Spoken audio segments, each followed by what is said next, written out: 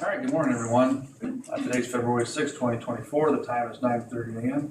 And this is the Tax and Planning Committee and Zoning. Go ahead and do a roll call. Geiger. Yes. Hughes. Yes. Whitlow. Here. Dusek. Yes. Everybody's had a chance to look at the agenda. Can I get a motion to pass? Doug's number 1.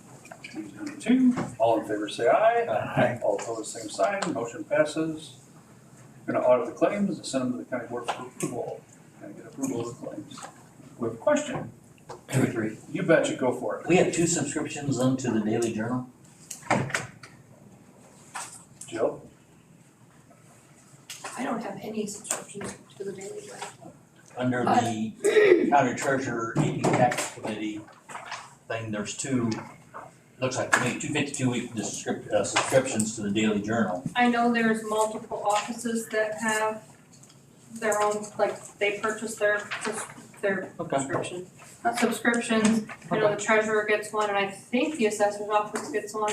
We do not. Okay, then I don't know who the other one goes to. Okay. Find out where the other one goes. And then the Gilman Star, we paid like $3,600 to the Gilman Star for notice of annual assessors meeting. Seems like a lot of money, but do we buy a press? That would be, That, Mia. that was also for all the publications, so I don't know how she wrote the claim up, so I'd have to look at that, but it'd be for the assessors meeting was just one notice, and then all of the assessment changes also that would have got published there. So I'm looking to potentially reduce the number of papers we do that in, just because we're putting in 5, I think we can minimize that some and save some money. Maybe don't look at it. All right, okay.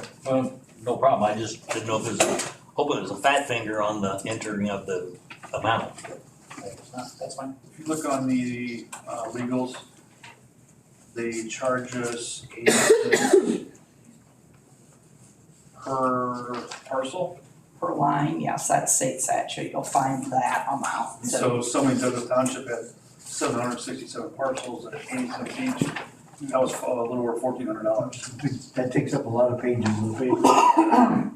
So Fair enough, thank you. Thanks. There's talk amongst assessors to get that to be, if you have a county website, to do it online. There's a lot of pushback from obviously local newspapers, cause that keeps them going. We probably need them. Thank you. So Kurt, let's get it.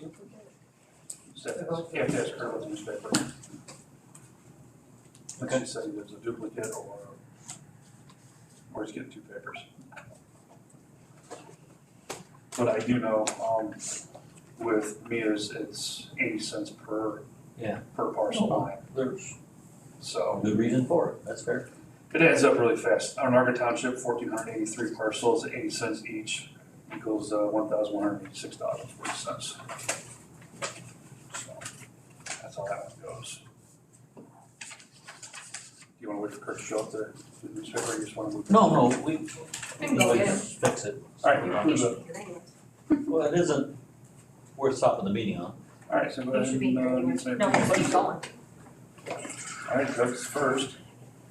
Do a second to approve the claims. Someone, Second. We have a roll call, please. Geiger. Yes. Hughes. Yes. Whitlow. yes, Ducat. Yes. From there, we'll move into public comments. Any public comments today? you looking at me again? All right, so we'll move on to reports from the departments, and we'll start with Bree. Okay, so I've been out to delivering ballot boxes and tables and whatnot to polling places. So I've got the southern and western part of the county done.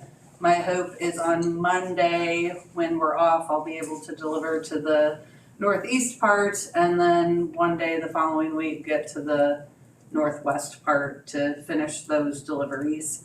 Voting is going to begin on or about Thursday. I say on or about because I'm not sure with our new program, with our new system, if I'm gonna have the database on the 8th, but if we do have it, we will be voting on the 8th. If not, if someone comes in to vote, we will just have to tell them they will have to come back. Anyway, February 8th is when voting should begin.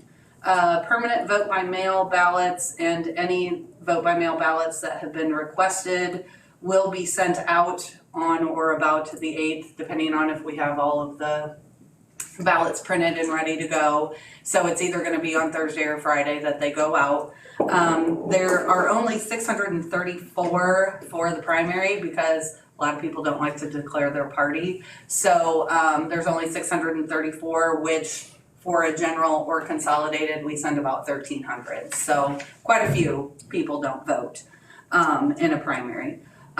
So beginning, as long as ballots go out on Thursday, if we receive any in, we will have election judges in the office on Tuesday, the 13th. And then Tuesdays and Thursdays through the rest of the month of February and until March 19th. We're going to have a training on Wednesday with the Department of Revenue. It's going to include any attorneys, title company, assessment employees, and county recording employees, because we're gonna start using MyDeck, which is a web-based system to pay transfer tax on land transactions. Anyway, we're going to be learning that system, and we'll begin doing that on March 1st is when we'll go live with it. And then lastly, I have the annual statement from the Myrtle Hahn Trust that is to be filed with my office and for the Iroquois County Board of Supervisors to not even vote on, just to file it with us. So we have that if anyone wants to see it.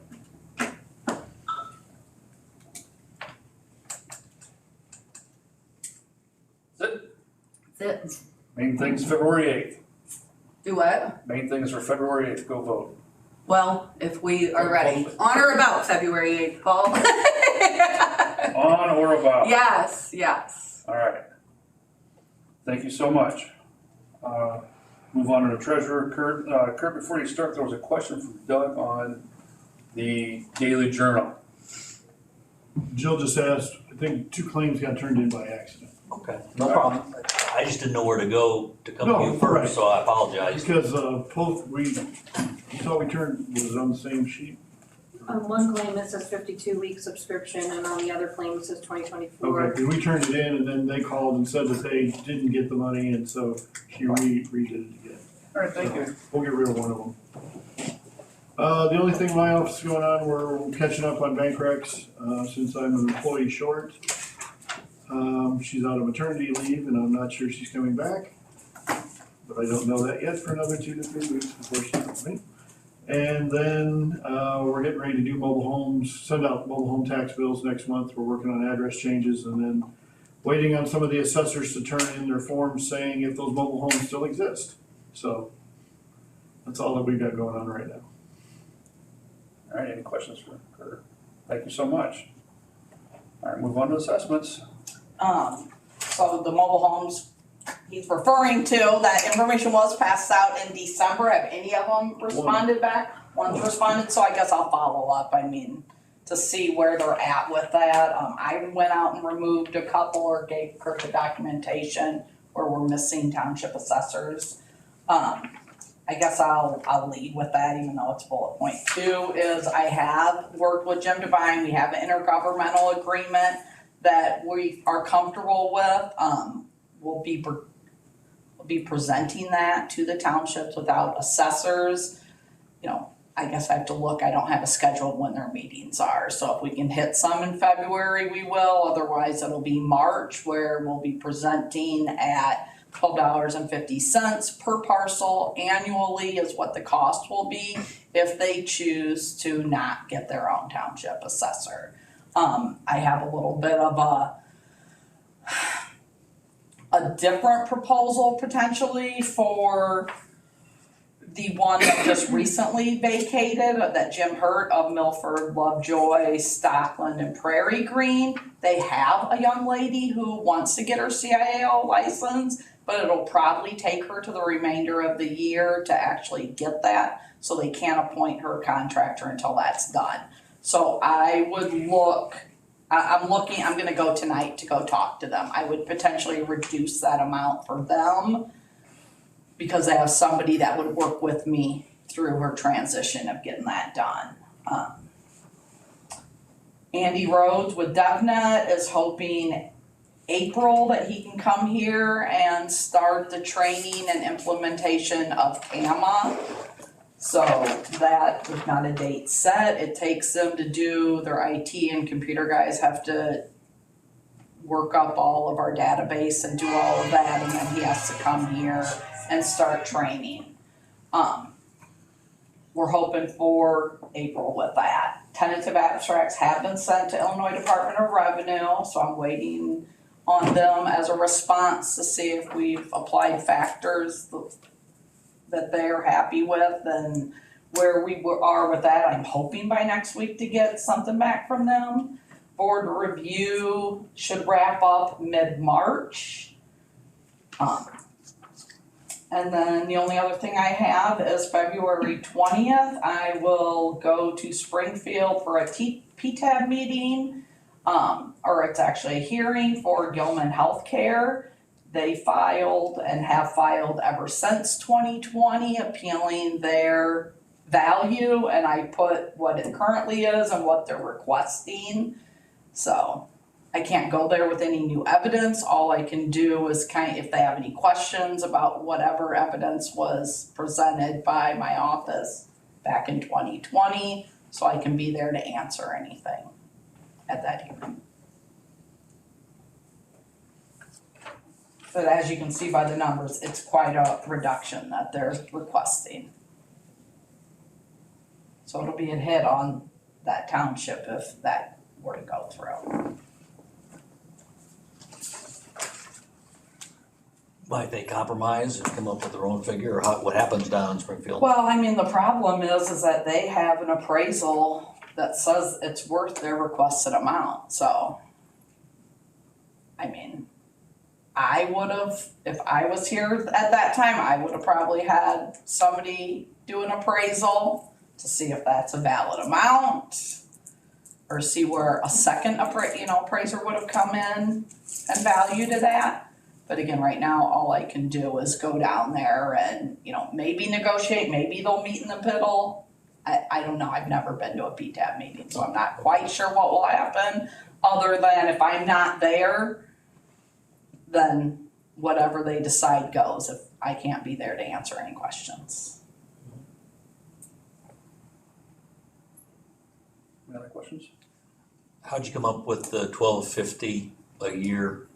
I parcel. called either other township assessors to see what they were getting paid, and if I couldn't get an answer from them, I was calling other township supervisors or clerks and coming up with a number. And I was trying to figure out, do I charge a larger amount and just charge by per parcel we touch? The problem with doing it that way is the townships that have been without an assessor for quite some time or probably haven't been touched for a very long time. And then also in conjunction with that is with the flyover and all those changes in the CAMA, we're pretty much gonna have to work everything. So I came up with a lower amount to figure, we're just to kind of simplify it, it is at $12.50 by their total parcel count annually. And then do any other counties do what you're doing, where you're charging? Oh, yes, the intergovernmental agreement that this all came from another county. So other doing the counties same are charging similar amounts, I guess? Yes. Okay, thank you. Any other questions? All right, thank you so much. Moving on to planning and zoning. First question, do you want me to start with the ag use waiver or skip that and go to my other points? The ag is actually discussion and action next after that. Okay, Why don't you go ahead and start the other first? okay. The inspection fees are high. because unfortunately, I had an inspector that had not turned in things for several months. He and I have had discussions and, he will start turning those in on a monthly basis so that we can actually see more of what is getting done each individual month. You guys had asked me for a rolling budget, and so I included that in the spreadsheet so that, it's in your packet. It's right after the claims. So you can see where zoning is on,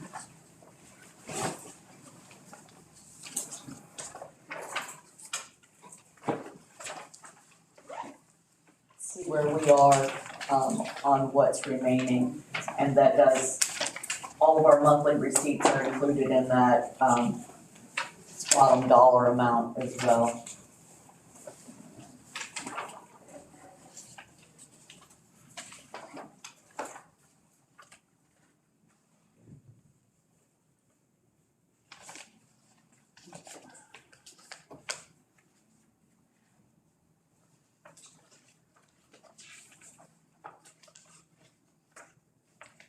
The next thing that I have is that,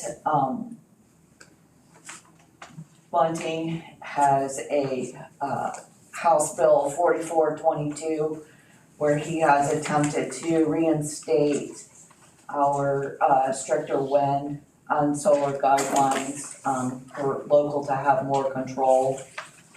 I included that article for you guys to see as well. Where's that at here, Julie? Yeah, I swear I put it in order on my talking points. I guess I'm confused by the inspection, you got So basically, she has to have 6377 on this one page, then over here I see a different figure. Then on what the claims we just accepted was $1,627 for that particular person, I think. So how are we coming up with so many different figures saying he didn't turn stuff in when every month we've been paying stuff? Not on him. Well, it sure He says, hasn't, it sure says right here that 24 inspection miles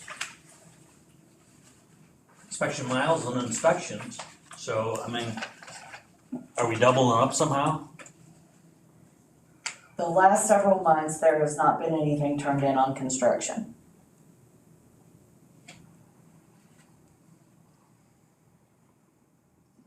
I don't know. I'm just confused by the numbers. Just go over them then. I'm sorry? Go over them. Well, I don't know, I'm sure we're trying to do it right, but Jeff turns in two types of bills, mileage bills and inspection bills. you're Yes. saying. All of the inspectors, they have a sheet that gets turned in. They write down the mileage for each inspection. And then, so they get paid mileage plus a flat fee. Why isn't that on the same sheet? It is, And so that it's covered on our bill? I mean, I'm confused. Cause I swear right here, when the sheet that was sent out says there's $1,627.67 is what we pay Jeff Meyer in January.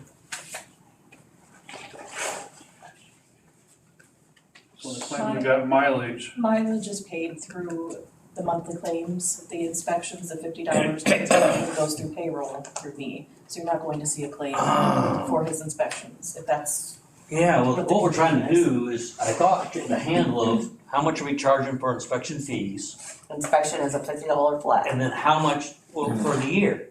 And then how much are we paying our inspectors, cause we need to somehow get a break Pull a even. payroll report for just your inspections, and that'll tell you how much you're spending for fees. And then mileage is a separate report through the claims. I know you could pull a report for that too. Can we have that done or can she do that then somehow? She can't, but I can. Okay, well, without getting that much of a headache? Biggest thing we're trying to do For is, a headache. nice That's headache. what I'm here for. Yeah, I can pull it. What do you want it for 2023? Well, I guess was asking her, previously to try to come up with our cash flow or our Sure. expenses on our revenues. Sure. So we could just see, cause in our website, it talks about how much a permit is for a house. And it goes by guesstimate the cost of the dollar, which that whole thing needs to be looked at. But to me, we ought to probably know how much our inspections cost. Sure. I talked to one county, they don't have any building inspectors for the county. They don't. So I'm not saying we want to go that far. Okay. But anyway. So I apologize, I was just overwhelmed by thinking that this included their fees, and now I understand that. Yeah, the last time Jeff got paid was back in October of 23. For mileage. For mileage. Not for payroll. And which is what, on the spreadsheet, I have it separated for inspections and for mileage and travel.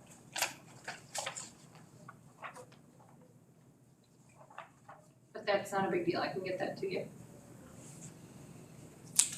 So I guess, are you wanting our office, are you wanting to make sure that whatever we're charging is more than covering all of that? Is that, That would that's be, or at obviously. least break even, you know what I mean, because we undoubtedly concur with other counties, again, I checked with one county and they don't have building inspectors. So they don't, that's how they operate, they let the cities, Well, they probably don't have building codes either. exactly, and so they let the cities and the incorporated areas take care of their building, and that's what they do. So anyway,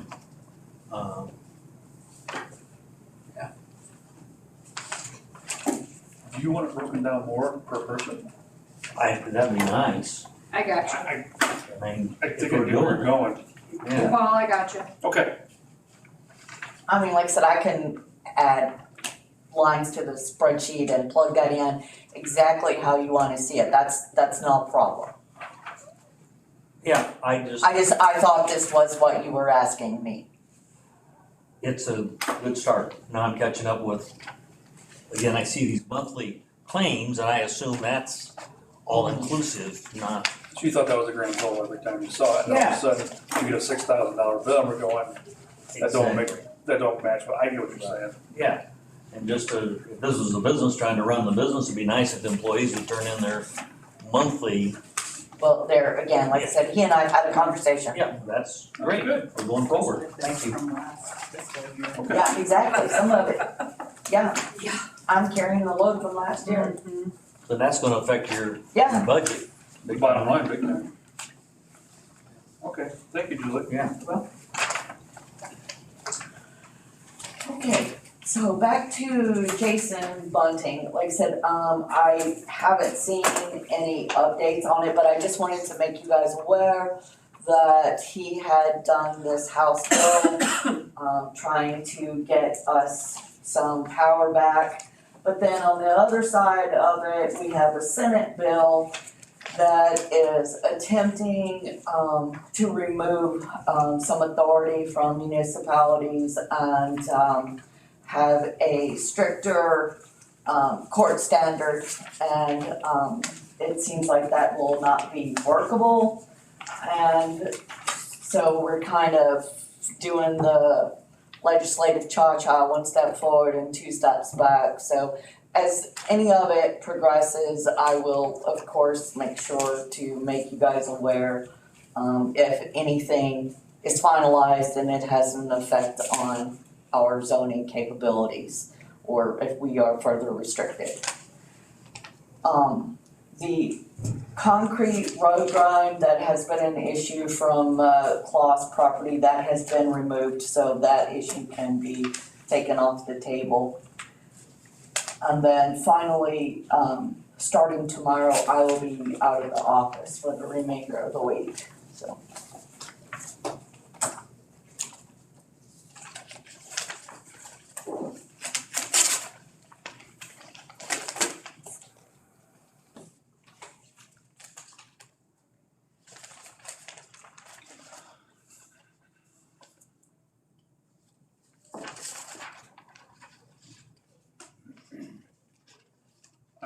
sorry.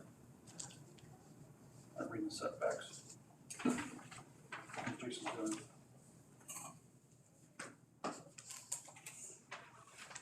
So Jason, keep fighting.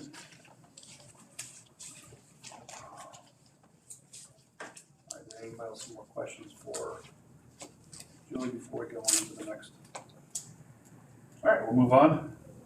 Discussion and action on the agricultural use only document, Julie. So, I got with several other, counties.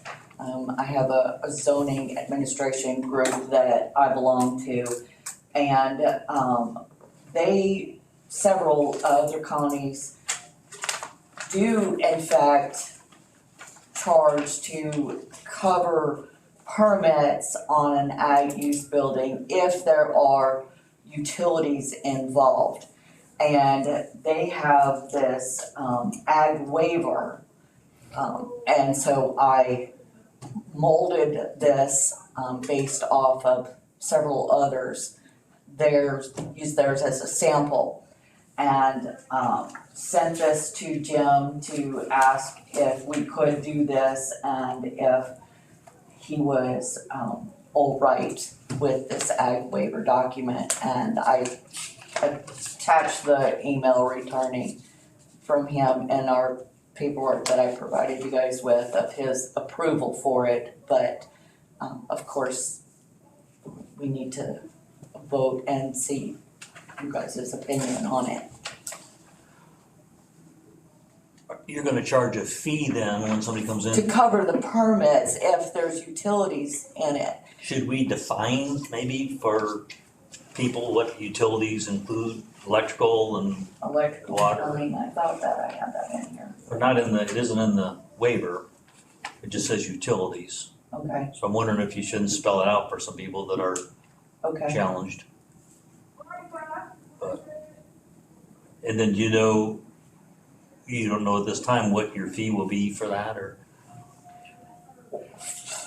No, we will need to come up With your spreadsheet, right. then you'll start knowing what your, costs Mhm. can be. And then with your inspectors, I assume you can ask them how many times during the project they would go to visit. I think between the building usually goes like, inspectors like 3 times. Okay. Larry's at least twice, and so is Barney, because they do a rough end and a final. 7 times Yeah, at $50 each, yeah, plus the mileage on top of that. right. So, Like I said, if we could get $500, we might break even at least. are any other counties charging? To cover I inspections. wonder what they're in the same area, do you know, or? I think the lowest I saw was like $250, Mhm. and it all hit within the $250 to $500 range. In playing with our other ordinances we'll talk about today, it looked like the state law talked about if it was usual and customary with other counties, it was more acceptable with our county. Right. So that's why I was just asking. Great. So we're just gonna hold off until Divine gives us, okay? He gave her. Yeah, I attached the email to my paperwork of him saying that the document was fine, or was good. I would just Sorry. We probably want it defined a little better. Well, if we threw in the words of, you gotta throw water and Yeah, electrical and electrical and plumbing. then, what about gas then, or propane for heat? We don't have anyone that is. I'm sorry? We don't have someone that inspects, we don't have an HVAC inspector. Okay, it's not part of the plumbing side of things then? Right. So I got one more. Well, you said there was 3 inspections though. Building, he's like in footing, Right, that was structure. 3 inspections, then you said, Larry did 2 for 2, electric, he does a rough end and a final. and then you And said the 2. same with Barney on plumbing, he does a rough end and a final. So the running of the fuel lines isn't under plumbing? I'm assuming that's part of maybe on the rough end inspection. No, what I'm saying is, yeah, they're still, We have 3 inspectors. right. As part of the utilities, I'm saying is gas lines are part of, to be inspected, I would assume. And that's part of our utility definition is all I was trying to do.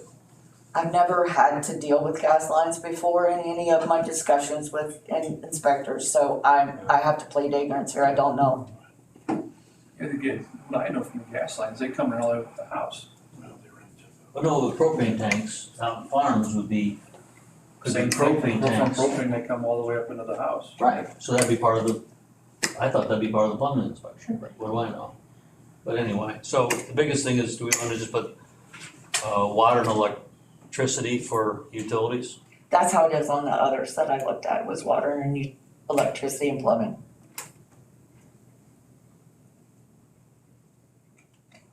Which would then include floor drains probably. Yes, floor drains prior to the plumbing. Any concrete work would be the, so, yeah. Are we okay just with adding or changing the word utilities to? Or utilities including water and electrical? For now? I'm fine with it. Gentlemen? Might as well. Okay, I'm sorry, how would you like this worded again? I guess utilities including, Do you want including IE and then putting? Go ahead. well, I was thinking utilities including water and electrical. Yes.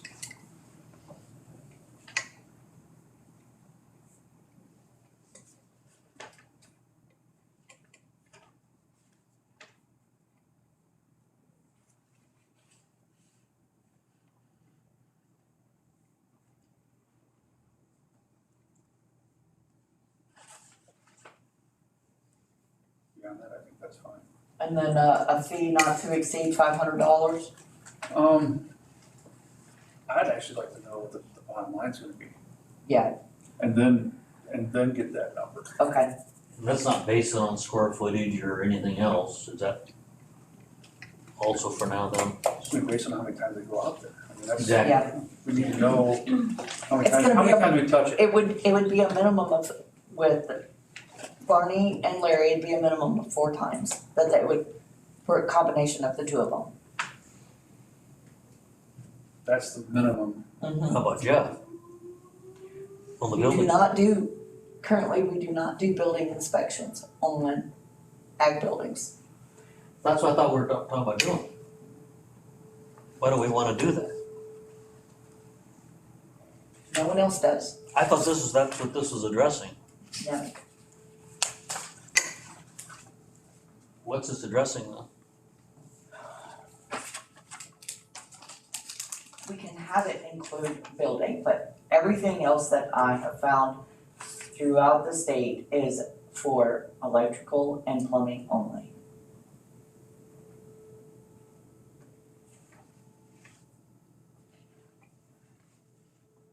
This is addressing to make sure that the building stays as agriculture, not being turned into business. For residential? Right. Because people are building, what do they call them, barn dominiums?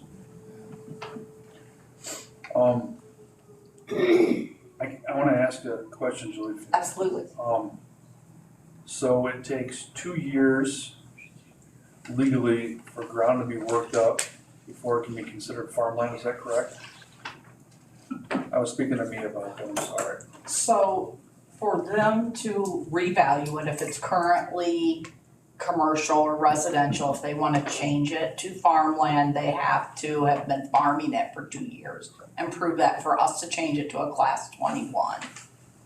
Do we have anything that anybody, this is something I don't know, someone's gonna ask the question, that where we wanna have something put in there to where if the opposite is, if they wanna turn it from farmland to, or agricultural and to business, that we make sure that it's in, agriculture for at least 2 years before they just decide to build a tool shed, and then they turn around the next year and they decide, or 6 months from then, they decide all of a sudden they wanna have it turned into a business and they wanna use that building?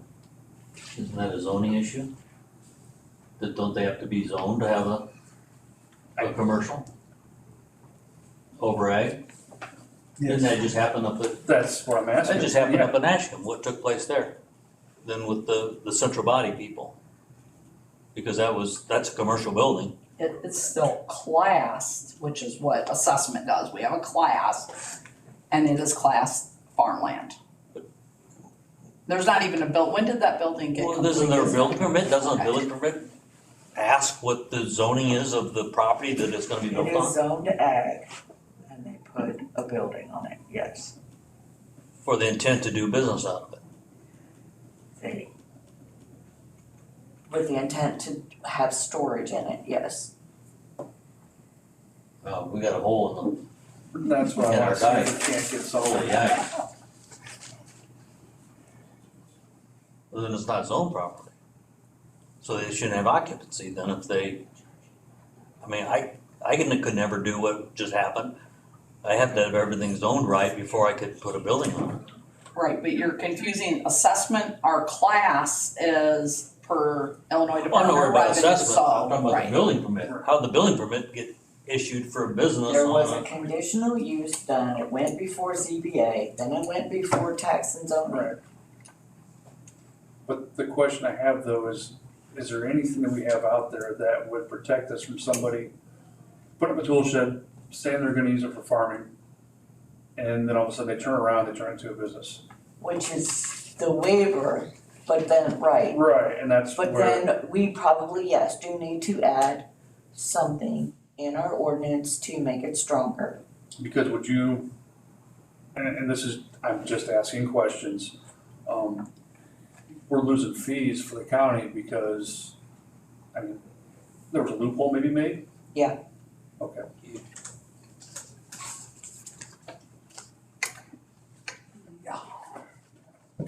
Is that something else you want to put in this waiver for the building permit fee? Of a statement of the building has to be, or do you want to do that separately?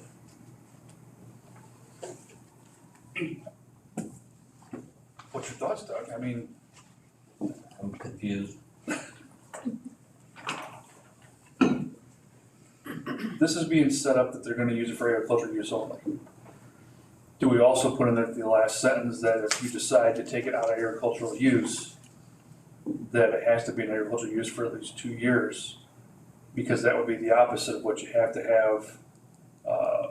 You have to have it 2 years farm before you can actually turn it into agricultural. To make it fair on the opposite side. So I'm trying to mirror, Balance it out. yes.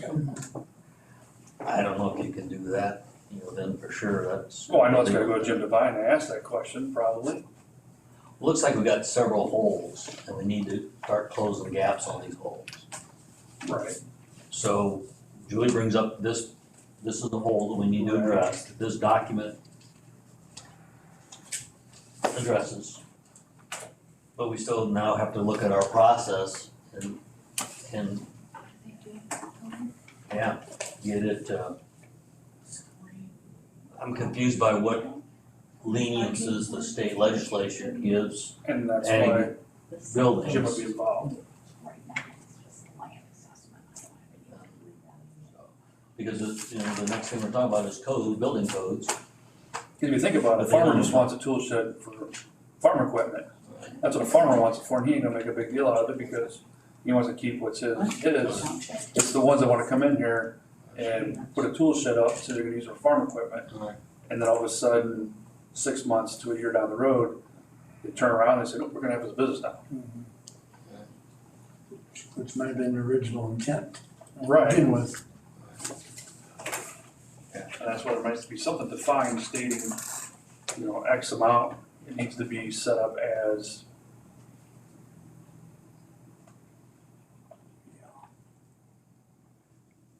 Well, and their assessment will change based on that, but the building's new, so there's not even an assessment on there right now, so. The Now, I would ask township another assessor, who I question. believe is Dan Schultz, will have to go out there and kind of look and see, we'll have to redraw land use lines as far as what's currently being farmed, what's not, what's non-ag use, there'll be a different value then put on that land. So I mean, there's definitely fees out there to charge them, but until, How do you it won't do- happen till next year. How do you do if somebody is a farmer, and this is I'm gonna ask questions of this because I really wanna dig into this. So, all of a sudden the farmer wants to sell seed corn, that's a business, he's selling seed corn out of the same tool shed. Is that considered ag, and that's not considered separate, that's the same? It is, yes, cause it's well, I'd have to find that, for instance. The Because the building farmer would could be use that for valued as employees. contributory value to the farmland, which the building's valued different than this instance. This building is not contributory value to the farmland. So the Illinois Department of Revenue has a publication that says how to value things. It would be valued as a commercial building, not as contributory value to the farmland if they're not using it to store tractors. And I'd have to look at the up-state statute and read all the for instances. You're such a gray area. I mean, if somebody drops off a pallet of seed corn or container, Right. at least 3 classes. if a guy works on somebody's farm tractor to help his neighbor out, now is it a garage? Still be classified as I know, we're gonna get a But not if they're running a business. can of worms. Yeah, open her up, yeah. Yeah. It's a gray area. And the other part of it is, what are they making money off? how are we doing other things? Yeah, I You know, I appreciate, can't. appreciate. Yeah. But that's how every business starts, small and grows. So you gotta have, you know, Right. yeah, I don't know. I just know there's a lot of seed corn dealers that go ahead and they take their tool sheds and they got room in the corner and they put in however many farmers wanna buy seed from them and they hold and they store it for them. And then everybody pulls, the driveway pulls up, grabs what's theirs, and they leave and they write the gentleman that was storing the seed corn in the farm tool shed a check. I mean, I think that's, Well, I got a question, do you have licensing for all these people who are doing hair at their houses? That's a business, they're supposed to have a license, yes. does everybody do that? I don't know. How about fingernails? Right. Yeah, I mean, it's. I mean, or it's just somebody, you know, Same line. Or a tax new one wrap. we have is I don't do somebody who I know. wants to, board But dogs did the or property she's the one trying they're doing to the hair breed out of? dogs. Was that assessed as a business or was that assessed as a house? They're probably all residential, people that are doing business Right. out of their basement or whatever. Which, I mean, I don't have any problem, but how are we gonna find you know, Right. I mean, I'm all about uniformity. I mean, I can't do something to one unless I know we can I just had asked a find every question. instance. That's what I wanna they're at. see. How far do you go with this? I mean, that if you're gonna start regulating somebody who's selling seed, then are you gonna make him get a license from the county? I asked the question. Well, I know I'm asking back. Yeah, I don't know. Yeah, the county doesn't issue business licenses though, so. Then we're good there. But I mean, if he's just storing it in his shed, I mean, I understand what you're saying, that a lot of these guys, but a lot of seed companies also drop ship at everybody's houses, right? I mean, there's definitely a valid point in what you're saying. I mean, something was brought up a couple weeks ago about a gentleman who might be a gun dealer out of his house, but he's just a class 11. Like, we don't have any record of that. I'm not valuing his property like that. But again, I can't really change his until I see all of those for instances throughout the county, because it's not fair to do to one that we're not doing to everybody. And that's why I asked the question of, you know, how far are we gonna take this? i.e. electric and plumbing. Because we're good with that, I think I'm okay with that with Julie. And his assessment will be based off of whatever land's not farm anymore will be a non-ag land use. His assessment will be reflected, land assessment will be reflective of that. And then the building, if it's not contributory value to the farmland, it'll be assessed differently also. That doesn't give you a building permit. But doesn't the state statute say you can't charge? For ag. That's, Correct, but that's the problem, by having the distinction, you open the door for people to abuse that privilege, and usually that's what you're talking about. People that are abusing the privilege of having an agricultural building and using it for other purposes. Right. And yet, if we want to encourage the development of businesses in this county, it's just, you know, you gotta look at it from that angle as well. I think it's an issue that's been there ever since it started. Probably would have been better if we never had it, that distinction, but I'm pretty sure it was done to help the poor farmer and reduce some of his costs. Or, you know, is it possible to write up something that if, you know, within 2 years or 5 years that you're not using that building as an ag building, then maybe the permit then gets brought back up, you know? The permit is, I thought, is just to allow you to build the building with the inspections necessary to make sure it's a sound structure. Then the usage has to do with how it's taxed. So, I mean, to me, there's two different things. What she's got written here is talking about the ag side. And I think there's a need for this. The problem is if it's converted to more business space or somebody wants to live in it and it hasn't been built correctly and it isn't up to the codes at the time, you know, then we run into a safety issue. And we have them all throughout the county where that has happened in the past. I agree totally with you, Julie, and that's, yeah. So this is the beginning of the right step, but it's not the complete step. But these are all questions need to be asked, so we know where Oh, we're yeah. going with this. Oh, yeah. There's more work to be done. Um,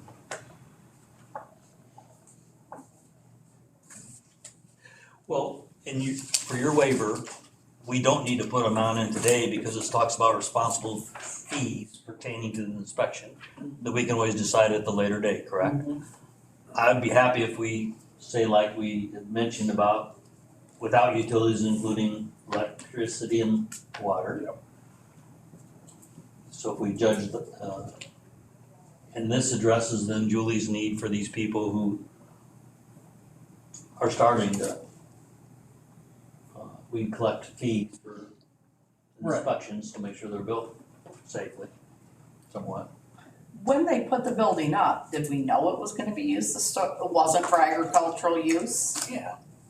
Yeah, they had an ag permit. No, but we knew that the city of Clifton was forcing them out of town. Oh, I'm sorry, we're talking about two different things. Yes, they have 12 acres there, and there is a hayfield back there. There is agricultural use on the property. Right, but the class for assessment wise will get changed to an 11 as soon as that building's It was The done building last year. constructed. It was So done it hasn't happened yet, but as soon as it's constructed, it's a class 11. So now it is, I mean, I guess the question is, if they didn't ever say their intended use was for a farm building that was for commercial use, we should have been able to charge a permit. I mean, we We should did have. charge for a permit. Okay. Okay, then I guess I'm missing the point of what we're trying to figure out. Sorry. They did the conditional use, they came before ZBA, everything got approved, so then they did the building permit. Or actually, they did the building permit first and Right. paid for it. And we're charged And for it, yes. because it wasn't All the farm. inspections were done. And then after the building was built, then they applied for a conditional use for storage of vehicles in there. But the building was up before that. Right, they paid for a building permit. But Well, I guess what's the loophole? I mean, what was the loophole? they build it for business, or they build it for farming, but then all of a sudden it turns into within a month or two. I didn't know they actually paid for the permit. I Yes, thought- they paid for the I thought it was permit. more, I thought it was annual. No, it was not a free permit. They don't have enough acreage for a free permit. Okay, What we're gonna do is try to clamp down on this, what Julie's attempting to do here, there's other holes in this process. Okay. Where people can put up structures and not have them inspected. And then it just goes further and further and further, possibly.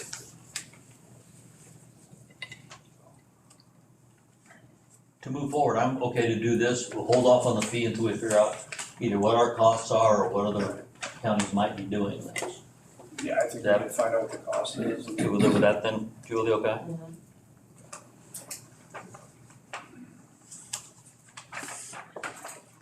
So for now, I'll just put this on hold. No, No, I think it would be good to go ahead and, why can't we just, No, I'm asking, that's the question. no, I thought we were I gonna think go you did ahead. great, Julie. All we're gonna do is change instead of utilities, just put, electric and water. Okay, and, I need to run that back by Jim real quick, or I can proceed.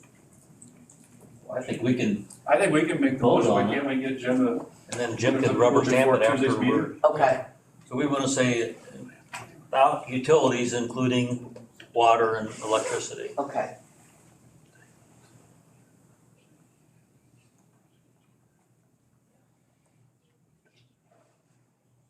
Is that fair?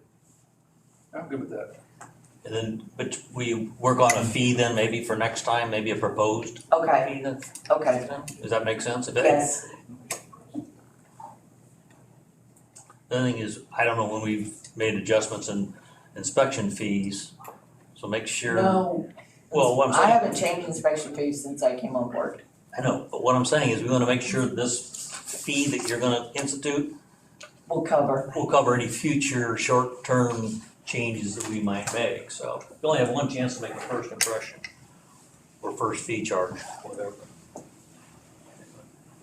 And I don't think you're very far off from between the 250 and 500, just, we need to figure out, We're probably not gonna be able to cover all of our fees, but if we can at least try to break even Right. or not have the entire thing be out of our pocket. It helps us too in assessing the property fairly also, cause we'll know more about the size and everything. end of the day, it's all about safety. I mean, you don't want the wrong person going out there, somebody gets shocked by turning a light switch on. That's all we need. Yeah, I know. What? Well, I'm gonna ask for that, I'm with you. So if you wanna make a We'll motion, make a motion to that, hopefully Amanda, to include the without utilities in, including electrical and water. we have a second. I'll second.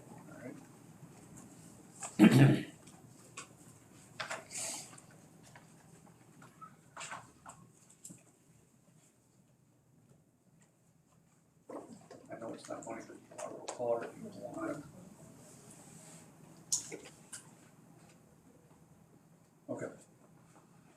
We'll get it done then. Do you want a roll call? Do you want Let's just do a roll call, it'll be easier. I know it's not money, but Tiger, Yes, Hughes, Yes. Whitlow, Yes. Ducat. yes. All right, motion passes. Thank you, Julie, on that. All right, I'll move next to discussion and action on the VESF ordinance.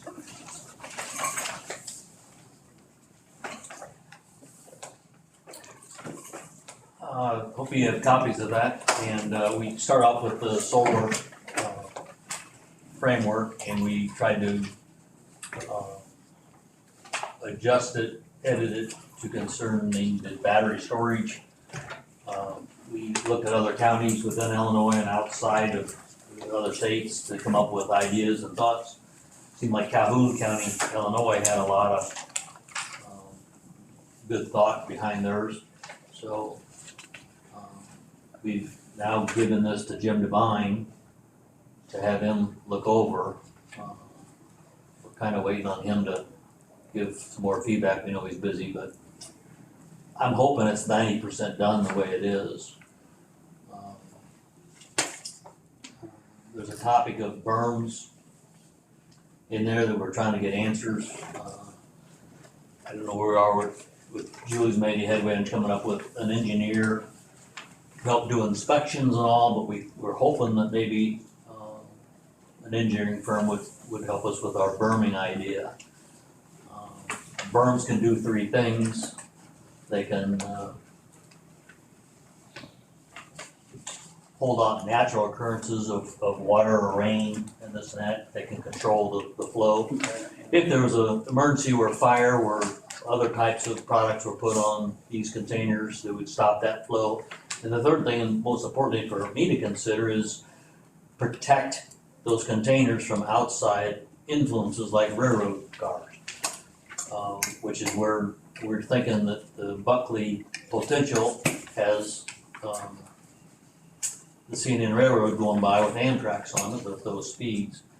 In fact, there was a accident with a train and a semi down there just a couple weeks ago, so it happens. So we're trying to get that defined, to define what our berm is 6 foot wide, 20 feet wide, 20 feet tall, 6 feet tall, whatever.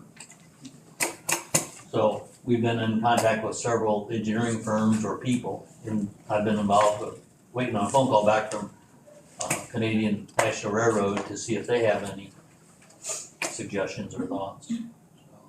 But I think this ordinance is probably 90% done. What we probably need to do then is 2 or 3 things. We need to come up with a checklist of these are the things that need to be included in any site permitting process to know when we have a complete permit, because then we'll have to go to the zoning board and go there, but it's gotta be complete before we, do it.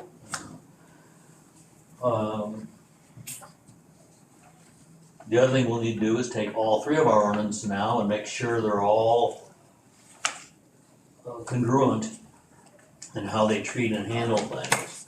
And I know that probably isn't quite right, but it's not the intent. So, question on this, looked at it, and you would agree, I'm just gonna go with the simple parts of this. It's gonna be lithium, probably, if they're gonna use the batteries to hold the charge. To our knowledge, yes. My fear is, and I'm gonna actually take this to a fire chief and have him look at it. Containing lithium is to put it out if it goes on fire. The only thing that puts it out is concrete. So are we going to set up or have a conversation with somebody to make sure that we're able to get a hold of a company that 24/7, they got a guy that can load this up immediately, concrete, and start pouring on this so there's a fire? Yeah, I know it gets touchy on this, that's why I'm happy you're working so diligently on this. I haven't found honestly that concrete will put it out. Put it out of it. No, I know that was little, that was just a bunch of batteries. So I don't know if it's county board's involvement to determine how to best put out one of these things. My worry is, it's, as you know, we're here to protect the people of our county and do what's best for them. What scares me is what lithium does, because you can't put it out. To a certain degree, I mean. You gotta cool it down. Right. From my involvement with Grundy County and the lithium battery Yeah, fire that they had for 21 days, the fire chief spoke a lot about it, because he was involved. And he said there is no putting it out, you have to let it burn, you just have to contain everything around it. I don't know how many tons of concrete they poured on it up there. I talked to Jeff Glenn at a meeting, and I want him to take a look at this, and I know, I agree with you. It's just that I also wanna look at the safety of it for the people of our area, because I'll be honest, I wouldn't wanna be near Something everybody's got their own opinions on. Right, We're going into unexplored territory right now, right, even on the car batteries in people's garages. right. It's like, I wouldn't even put them in my boat for fishing because I know if something happens, it doesn't go out. I mean, it can go in the water and it'll still be on fire. How many years have lithium batteries not been allowed on planes because of the fire hazard? 15 or something, or they're on the plane, they're just not down below in the. They're very clearly marked. Right. But anyway, yeah. Well, it's a work in progress. Right, no, I think We're gonna that's need it. fantastic. We're gonna need to deal with it probably sooner or later, somehow, so. We'll keep you posted on what we learn on our end from Jim and these outside, And I'll drop this off and have him take a look at it. The fire chief, this is insight. We are gonna have to move pretty quickly because they are wanting to try and get before CBA. Jeff's a good one to talk to. As long as we have a moratorium in place, they can't do anything. Okay. That's as far as the battery storage. They can put a solar farm in or a wind farm in, but they cannot have a companion storage. And really, one of the issues that you're talking about right now is that you're ever gonna allow it in the county. Maybe you say, it's too dangerous, we don't want them in the county at all, period. There's nothing that says we have to allow them to come in the county. If we want them to allow them to be in the county, then we need an ordinance that specifies and spells out how it's gonna be done. And Doug has eliminated some of the things that he and I have come into contact with and struggle with in putting this ordinance together. A lot of it has to do with the berm, what function is the berm gonna provide? you know, call it a blessing. The blessing is that everything that we know so far is rural. And it's not like it's next to somebody's home or this or that, but it's something to contend with. I know a lot of cities are buying these. Houston bought, I don't know how many of these units for backups when their power was out several years ago and the ice storm and whatever hit. So, world's changing. Same scenario when they finally are done and they don't work anymore. But they say they're 90% at least recycled. Really? I don't know, but that's the ion batteries, yeah. That sounds great, but also the 10%, where does that go? I know, there's always two sides to everything. Look how good plastic's doing for us. It's in everything now we eat, drink, we don't even know about it. Is there anything else you want to discuss? No, I just wanted to make the committee aware that we're working on it, put in a lot of time, we're waiting for outside experts to, one question we have is on bankruptcy. If we put the decommissioning fees as only cash, and that's put in a bank, we've asked for it to be a local institution, and if that entity goes bankrupt, now can their creditors get all of that money? We don't have an answer to that yet. But that'd be another reason why we wouldn't go ahead along with some of this, because the landowner, the way we have it, is gonna be stuck paying the bill of cleanup. Well, I think we've hit on two good areas today. We did good on the agricultural use only document, now we're heading good on this. Go ahead and move on then. All right, we'll go ahead and move on. Discuss and review on the county code book on the building codes.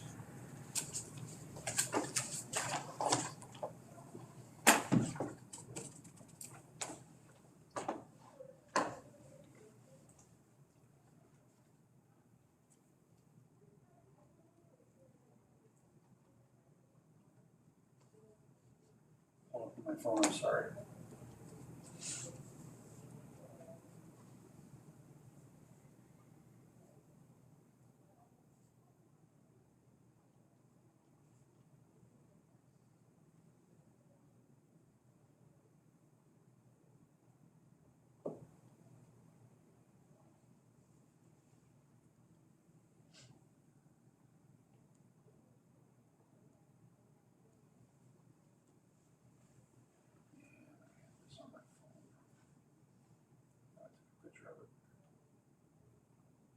You want a copy?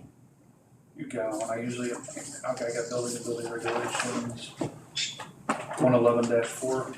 What's that one? It's 8.1. 8.122, 8.96, I'm getting there. What, excuse me. Yeah, 9.6 is one of them, but if you want to start at the beginning.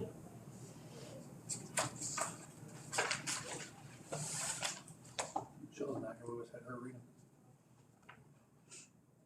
Do I need to read it Oh, I can't, you guys wanna hear my voice or her voice? or? I would say my voice. Alright, You guys, isn't it up there? yes, that's up there.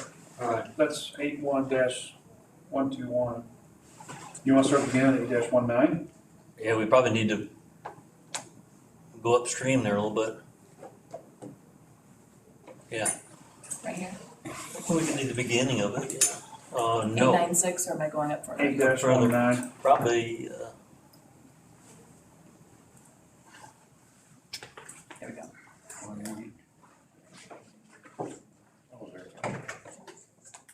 Is that right? that's right. Better get some coffee, Julie, I'm gonna be speaking for a little bit.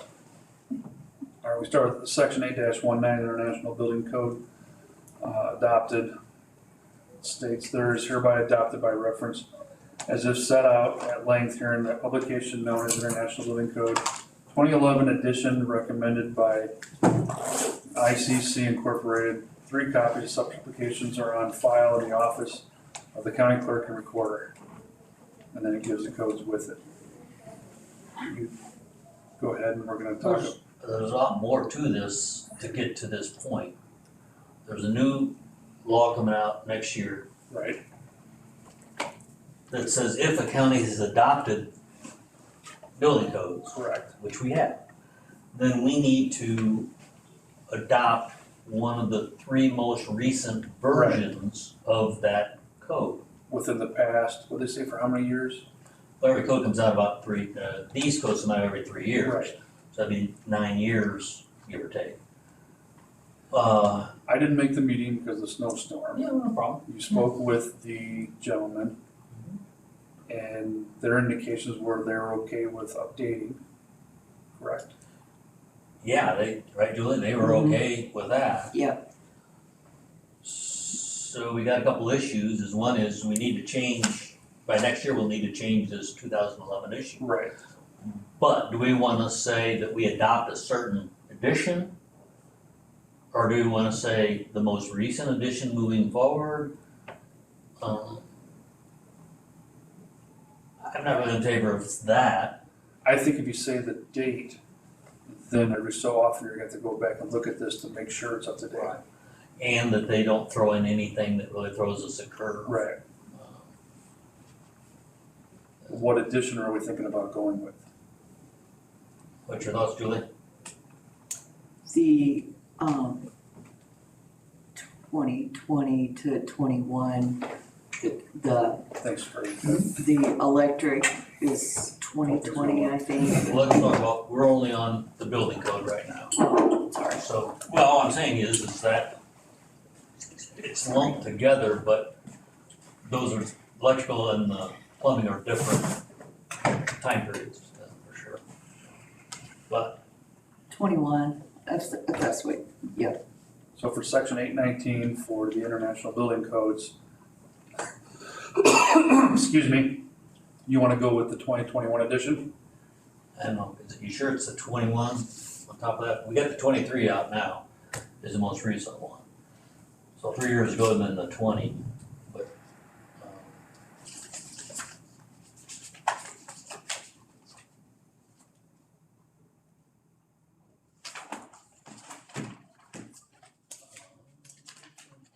My thought on that was we hit the middle of it and that would give not only our inspectors, but our local contractors a cushion to find the middle of the road before more strict were put in place.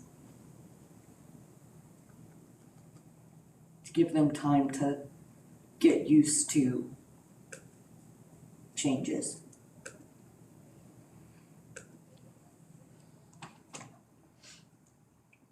Do we know how many changes are made from one edition to the other and how strict they are? They could change anything. If something safety-wise came up that they think need to be put in there, they'll just put it in there.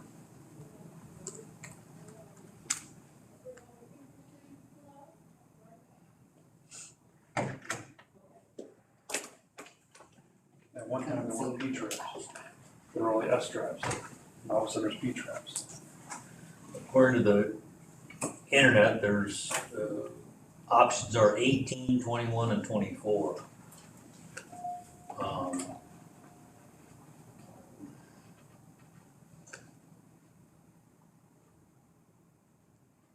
And it,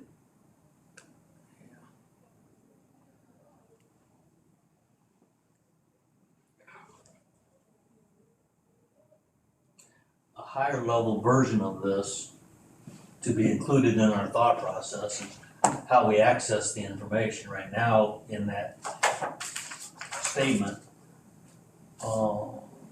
it's gonna say that 3 copies of the publications are on file in the office of the county clerk, which in today's world may not make sense to do. To have 3 copies in there, because what do they cost per copy then of a paper copy, Julie? I was able to find some at a reduced price, but the average price is about $150 each. Okay, so there's 3 of these codes we're talking about, 3 books. And then if we want 3 copies in there, what does that do for the rest of our people? The other option is to talk about having digital. And I'd rather, Consider that, sure. Then if we have digital, then what all do we need to have access for licenses? So, I mean, it's the whole can of worms of right, and I agree with, what we're doing here. digital's the way to go anyways. Mhm. But I still think, even though we do digital, Mhm. we're still gonna have to print it out. At least we'll have the access to do that. As individuals, you mean? Right. Okay. The county doesn't have to print it out for Joe Blow who has a question, correct? No, I wouldn't think so. You look it up online. Well, these 3, you just read part 1, which is the building code. They make the building code, they make residential code, they make the property management code. And they're all the 2011 edition at the time. Right, and they all move up to the 21 edition if we wanna do that, or they say that there's a, I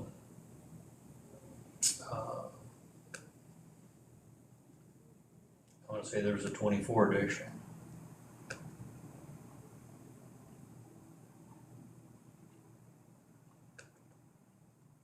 But we also don't know what they changed from 21 to 24. Well, apparently it came out last fall, supposedly. But I'm not seeing that on,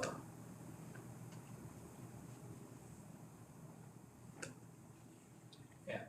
So we can be safe and do the 21 and that'll last us for, give or take 6 years. Right. So. And so we would change this code of all 3 to say the 21 edition. I would agree with that. And then we'd have to revisit this every so often based on the state laws. Right. That makes sense? Well, we should be revisiting the whole code book at least every 5 years. We've been very remiss in that. Well, by doing this, it'd be 6. Well, I mean, by this, it would make them go back. I should say the word 6. Well, the revisions that we're doing right now probably aren't gonna be completed until a year from now. That's a good question. Then, Because we gotta get through the whole book. And then the state's attorney has to review the book, and then the whole book goes to this municipal outfit, which is gonna cost us some money before it gets back to us for final approval. so the board can't change this in particular? I'm not sure I can answer the question. Cause effectively, by the book, then we need $1,500 worth of books next to us that we don't have today. But what's in effect right now is what's in the code book.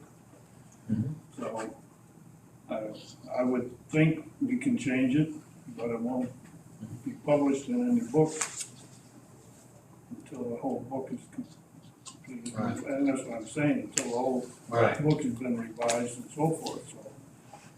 You know, as you know, it takes a while to go through that book, and we've had some interruptions. Right. And so forth. But, I'm confident we'll get through it by, in the next few months. But we'll just have to live with what we have. You can just see from the blips that we're doing with the building code, when we get into some other sections, we don't know what we're gonna run into. Right. Okay. Well, all we're doing today is proposing changes then, you're saying for down the road sometime. Okay. Well, then, you're taking notes on. And that was my intent, in delegating this to this committee, because number one, I felt this committee needs to be involved in that. I felt this committee should be as well prepared and able to recommend or make whatever changes we need. It speeds up the whole process of going through the book. It's my intention to continue that process as we go through the rest of the book. We can get different committees working on it. We gotta be able to make quicker progress. So far, the book you've gone through on rules and regulations from outside influences, like we are here, has the county set up a standard operating procedure of digital copies on how many need to be available or anything? None of that's been ever talked about? Okay.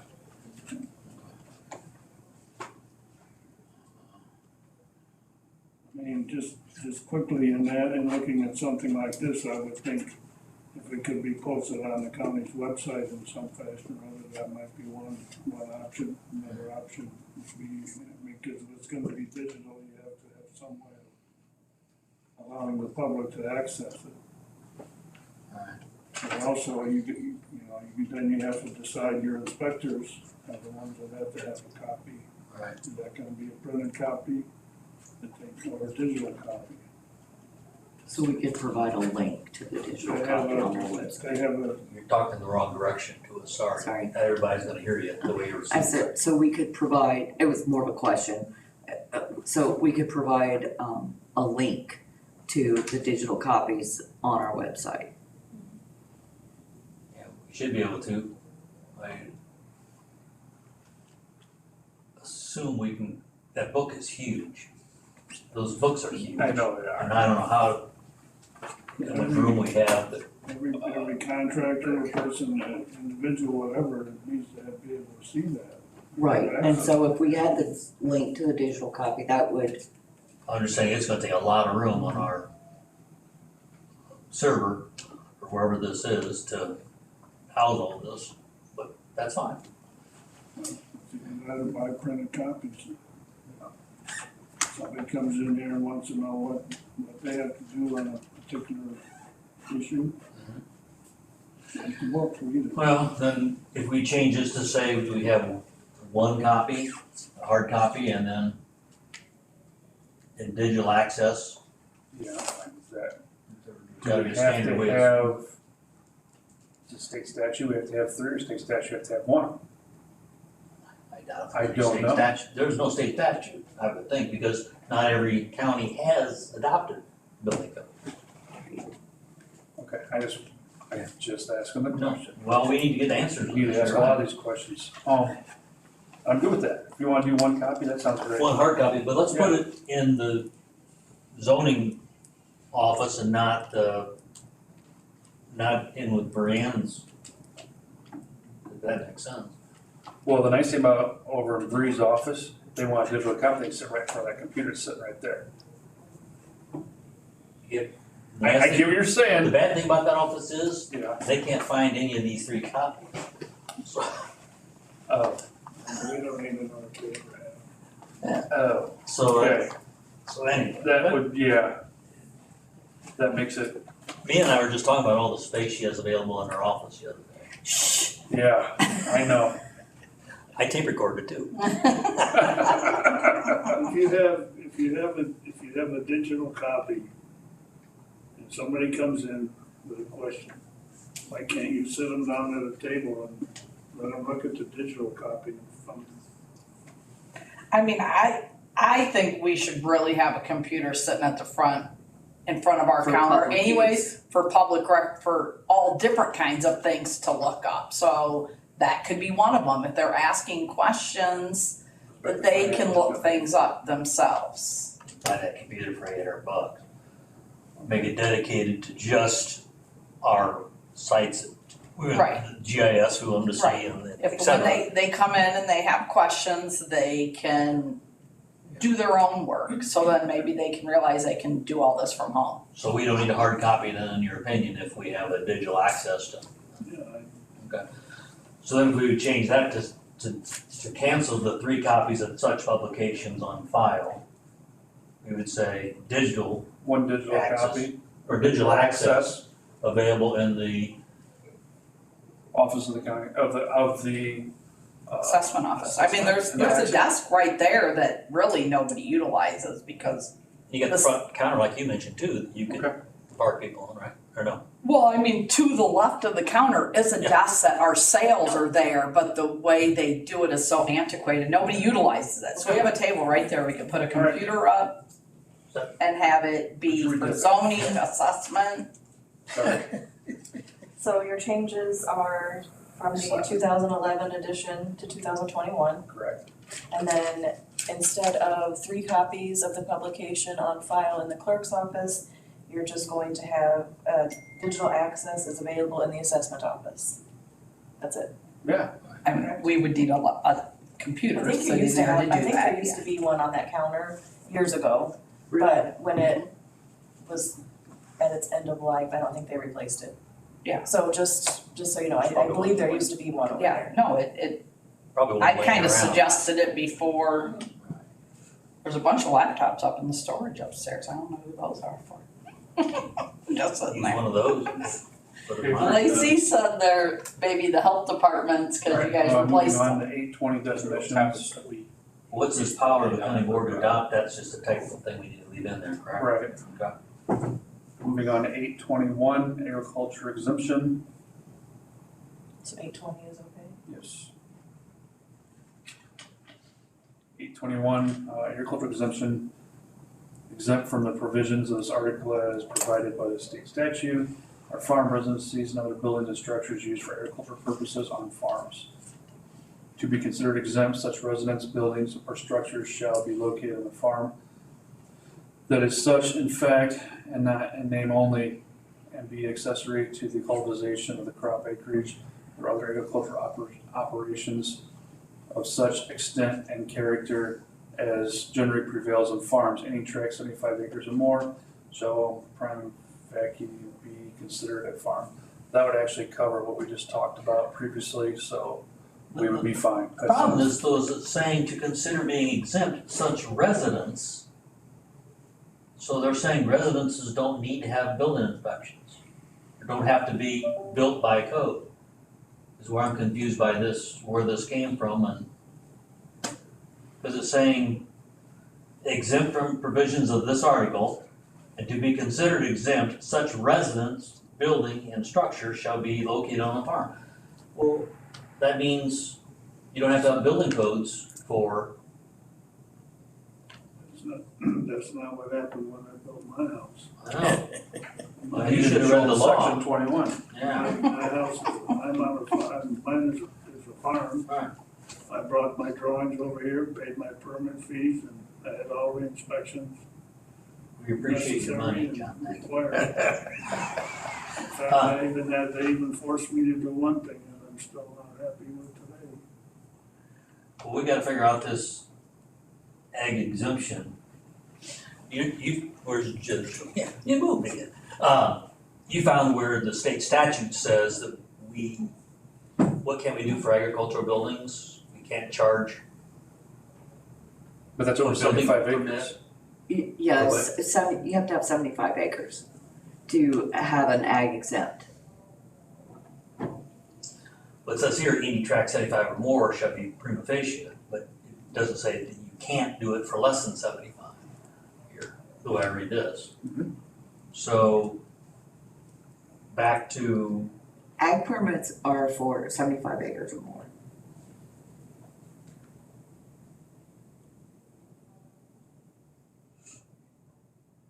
if I'm gonna put a house up in a rural area, You got 80 acres, I got 10 acres. okay?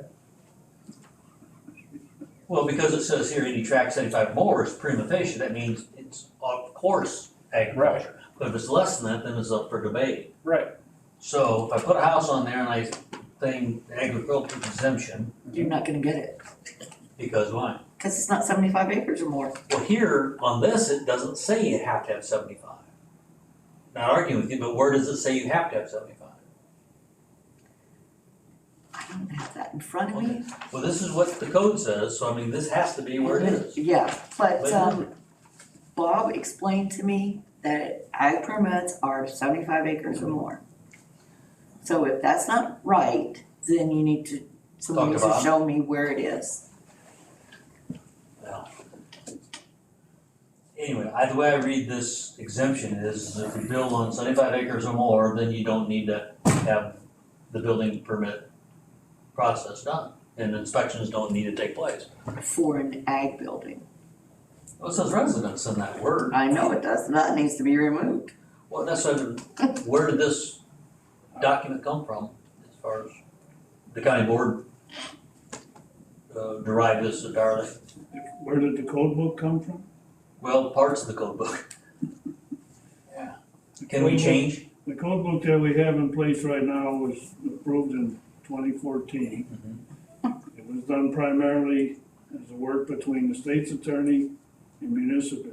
I don't believe the county board had any participation in it to the extent that we have right now. And that's one of the reasons I wanted to do it this way, because I felt that we could get a better understanding or appreciation of what it needs to be or what we're doing as opposed to what it says. I think it's gonna take three, When you say residences, that's something we're not doing in a sense. Residents should be left out. it's gonna take 3 state's attorneys' terms Yeah. to go through this whole book. So we better start back over again as soon as you're done. Anyway, Well, that's part of the reason we're supposed to review these things, Doug, because we go through them today and they look great. We come back 2 years from now and say, wait a minute, it looks different. So my question to you, Doug, is do we wanna send this again to the state's attorney? You tell me you wanna take out this residence, or does that state code? I don't know what this code 1982 Right. below means. Let me interrupt, please. I think what we wanna do or should be doing is to put it the way we think it should be.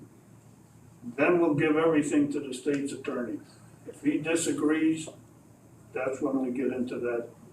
We'll never see the state's attorney in court again. It'll take him forever to go through all this. Alright, so if you wanna do something, you wanna take that out then? I think the whole paragraph needs to be looked at. What's the intent of the paragraph to do? I mean,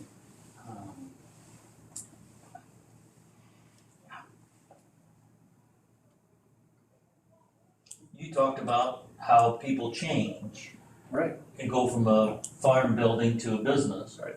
I'm gonna say, how do they go from a building like this and then they put a residence in it? We still want them safe and protected. Right. But if they're exempted because they, oh, it's agriculture, then, you could have a place burned down because, hell, it was only a 15 amp circuit breaker Right. when it started, but now I put 30 in there, I think the wires will hold up. And somebody's kid doesn't make it. Just run speaker wire, you're okay.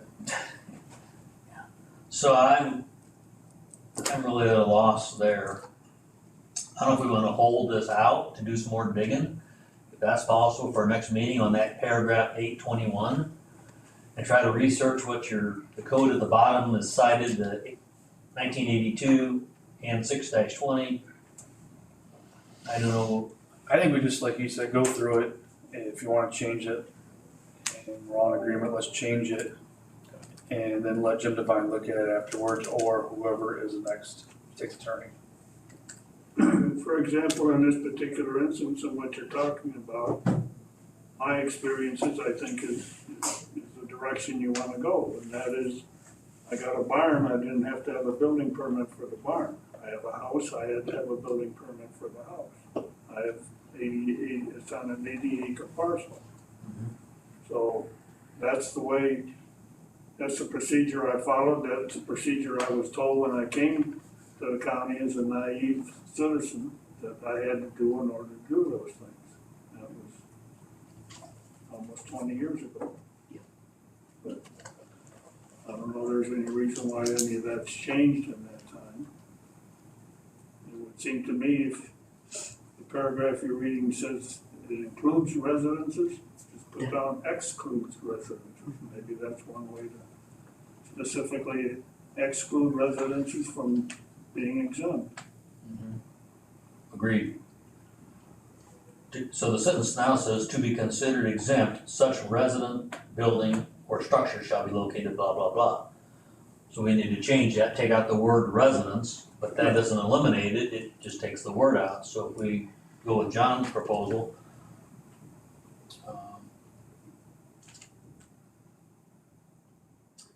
prior to that, we can have a sentence just saying residences are not to be exempt. Right. And then take it out where it does say to be considered exempt. Does that make sense? Kind of a double whammy.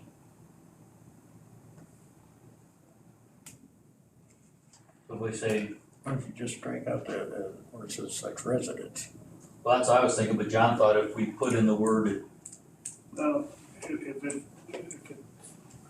it's not in harmony with the rest of the sentence, I would maybe not focus exactly that way. but then it's up in the air of are residents covered or aren't they covered? So, yeah. We can strike the word for now. You can always put a parentheses too. I guess. Say,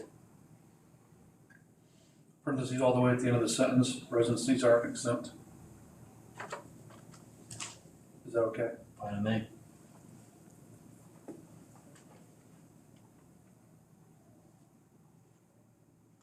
You're talking about what structures are exempt from the building code. Right. Okay, so residences are not exempt from the building code. My concern is what Julie prepared today earlier, that we're saying that we want to start to inspect those ag buildings.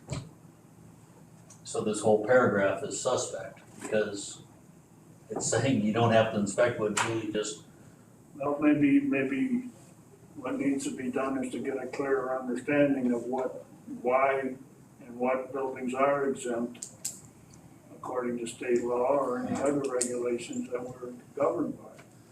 you think you can find that statute and then email it to us prior to our meeting so that we can kind of comprehend what the intent is in the state? We're a legislative body. The only thing that gets in the way of our legislation is a higher body saying we can't do something.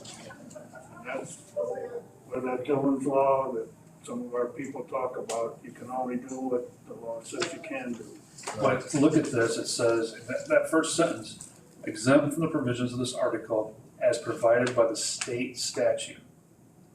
And then it goes right into our farm residencies and other buildings and structures used for agricultural purpose on farms.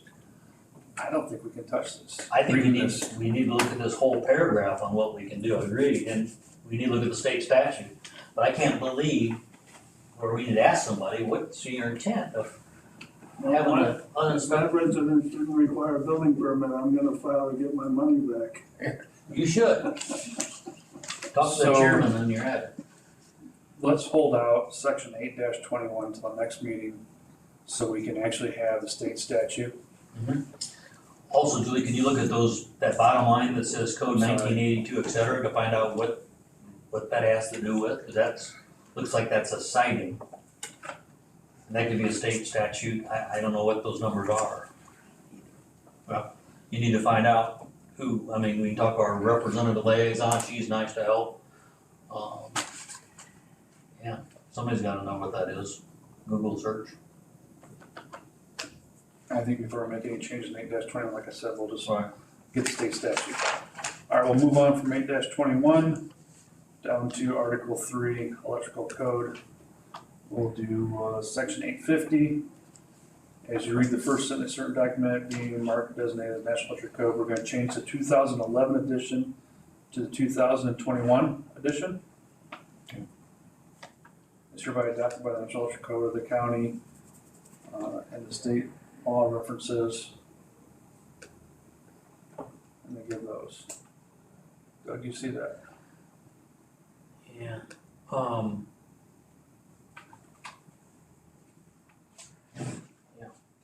Okay. We'll move on to the second page.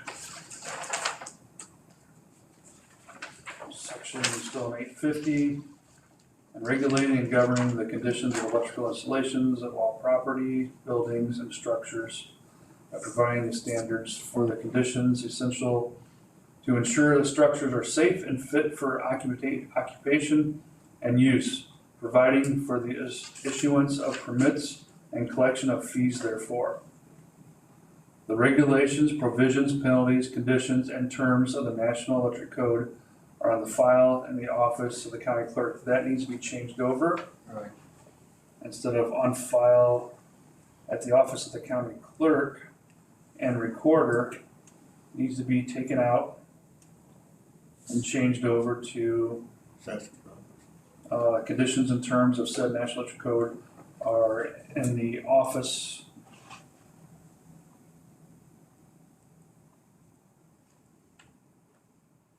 of Julie.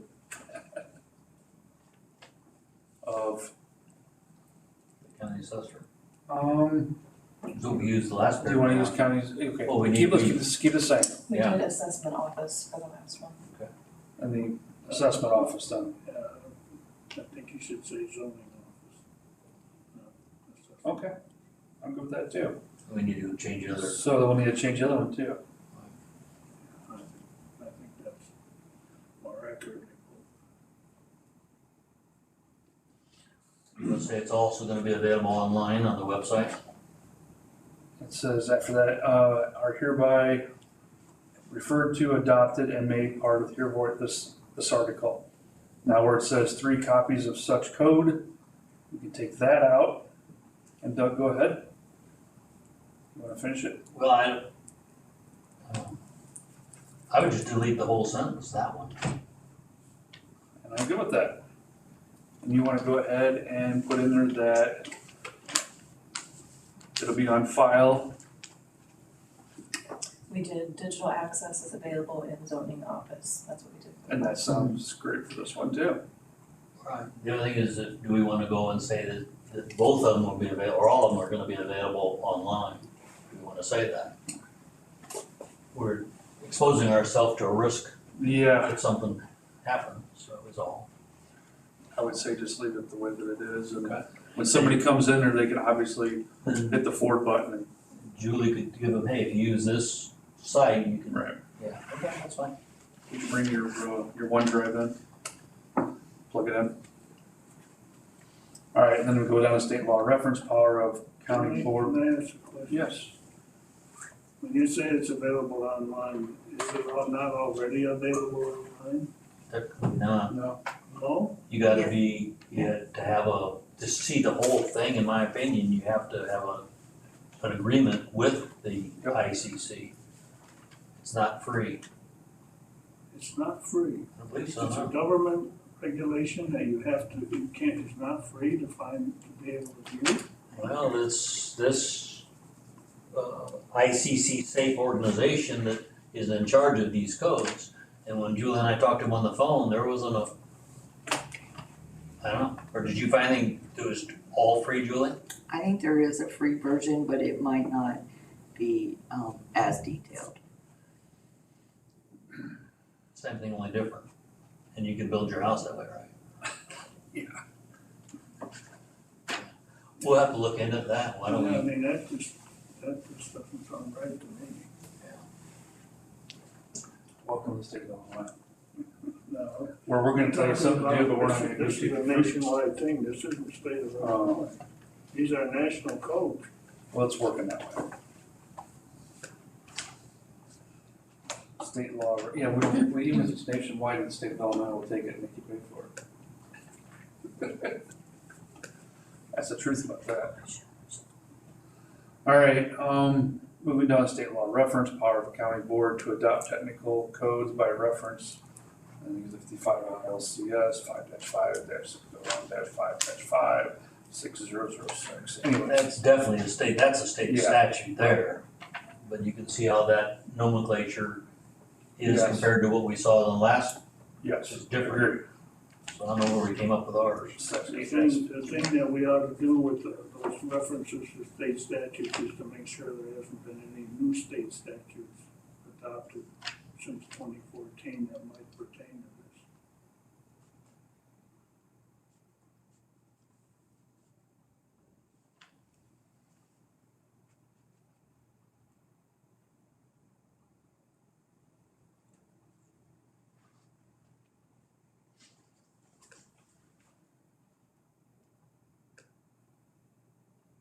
Section 8-51 enforcement.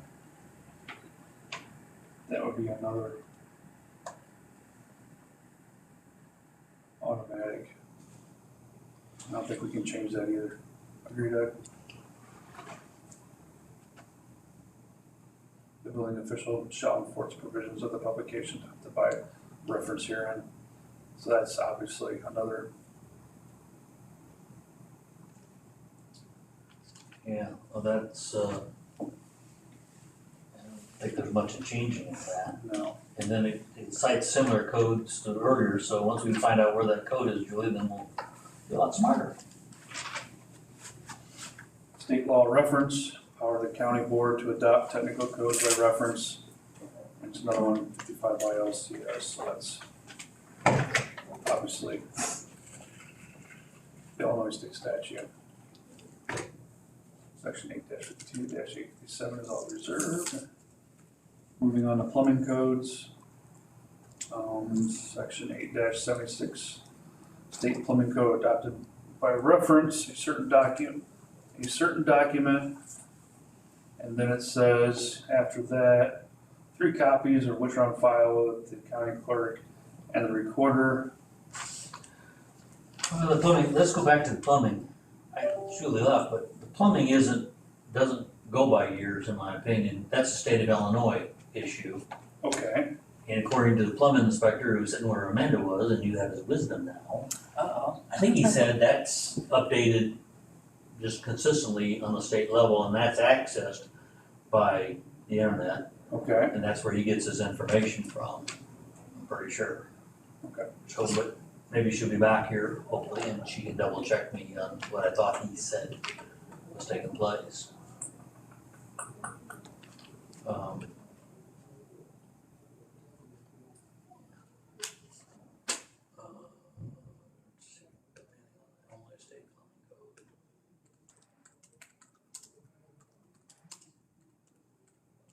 All right, we'll come back to that till Julie gets here. We'll move on down to the next one, state law references.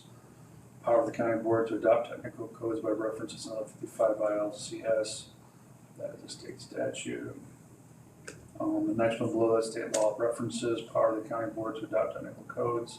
It's another 55 ILCS, so that's another state law. So the first sentence involved the A certain 3 document. copies, so we're removing the 3 copies.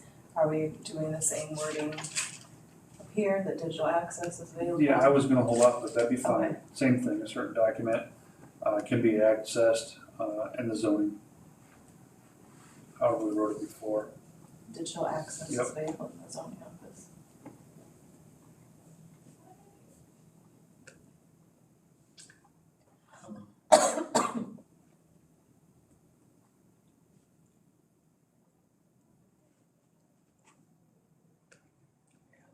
There's several plumbing codes in here. There is one from 2021, but I'm sure he said that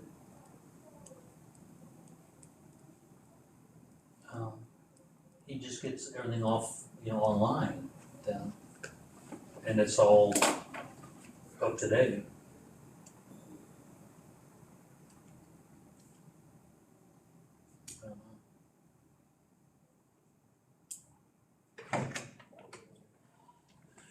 Sorry, I had to go to the No, bathroom. no, no, no. We had a question on the plumbing codes, I'm sorry, on the on the what? plumbing code, that's an Illinois. That's an driven- Illinois state thing. Barney has to go every year and take a 5-hour class and a certification. And he just did it in October, I think he said. The codes, is there a code book for each year or every 3 years, or what is your recollection of his, because he talked about it, I thought. I think it's every year that they have code books for them. I was thinking you got it online, it was Yeah. free online in Illinois, believe it or not, but, I can ask him more detail on that. yeah, we need, because I'm confused then too a little bit on what we need to adopt in our, but we're gonna definitely vacate that 2011 issue.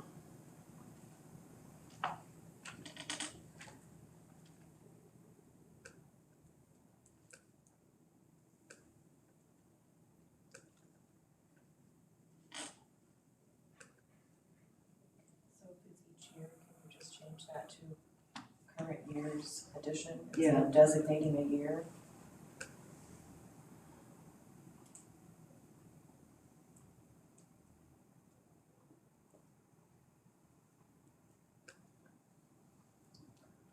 If it comes out yearly, I don't know why we wouldn't be able to do that. But the only plumbing code that I see here looks like it's April 24th of 14 to the present. The only thing I worry about or wonder about when you say current year, if I got one from 2023, to me that's current. And you got one for 2024. I mean, can you get a dispute between parties? And I misspoke, Which one applies? I've misspoken too. On this site, there's so many sites out there, it's a problem. When you say a certain year, then that's, I mean, even though there may be a newer one out, this is what you're going by the year you said in your thing. If we review this thing at least every 5 years, I certainly think we ought to be able to be pretty well current. I would say you review it every 5 years, if this one says 2011 edition.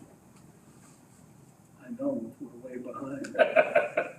I'm just stating, I'm not pointing fingers, I'm just saying. You can see by getting way behind how much longer it's taken us to go through all this. Right. too.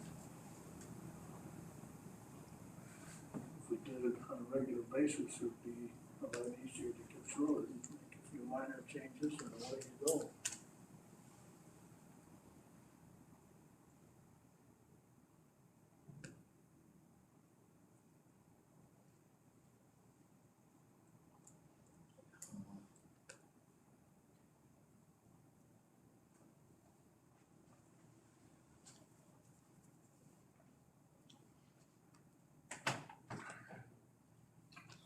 Definitely need to check into state plumbing code if it's identified and then how often it comes out and then.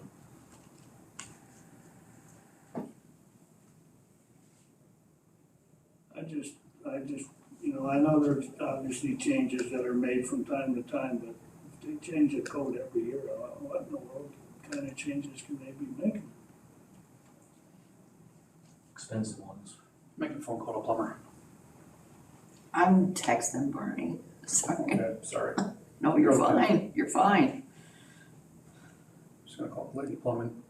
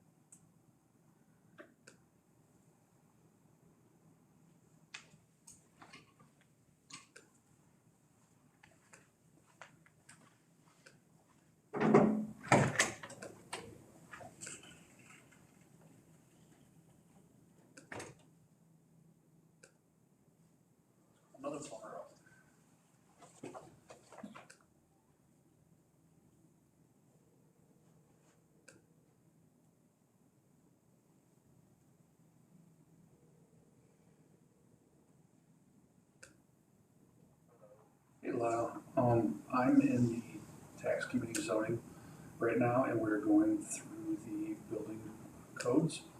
And I was wondering, did I figure you know this, how often they update the state building code? Or I'll say the plumbing code, I'm sorry. They don't update it that often, they've been supposed to, but they haven't done it in quite a while. Well, I guess overall they haven't, there's been minor changes here and there, about every year, but, 2 or 3 years, like, Okay, I didn't, or a total revision, they haven't done that in a while. gotcha. So what code book are you currently using? Are you using the 2014 edition still? The licensing fees are supposed to go to them, sending us out to the code book. I still have the code book from when I got my license. All right, well, So, and then I was supposed to make notice what changes. But, every time that they start getting on something that the government, whoever it is at the time, goes in and says, we need those funds someplace else. okay.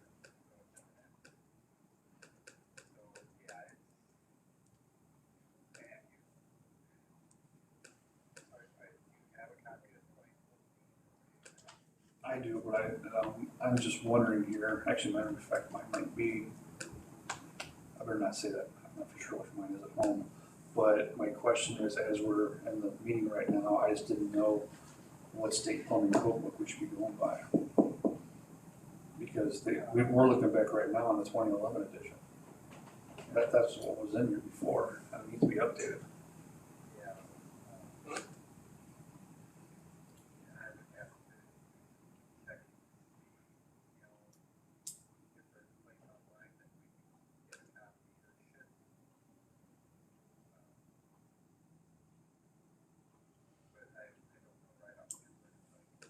All right, no worries, I appreciate your time.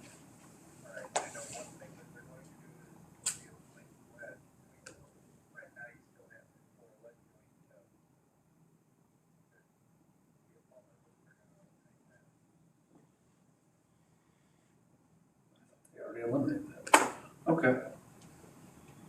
Maybe they did, but since I was there, they just said something about it in the last, yearly class. All right, I'll get back to the meeting. Thank you so much. Okay, yeah.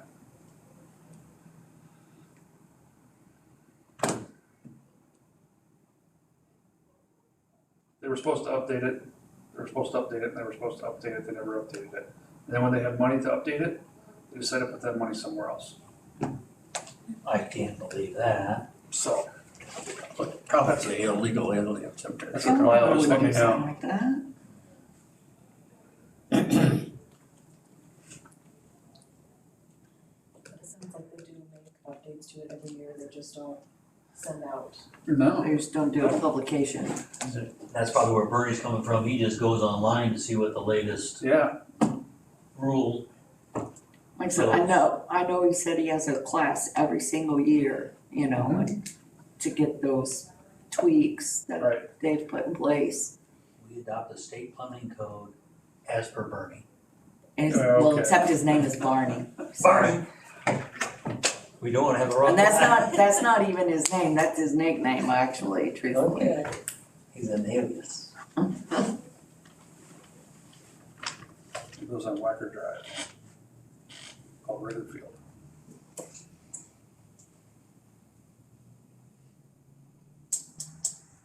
So are we making a change to this? Well, I know we're gonna have to change the parking more, we're gonna make it digital, but I still think we should update it to, 2014 at least. yeah, I think I got that book at home after he said 2014, and clicked in my brain. That number.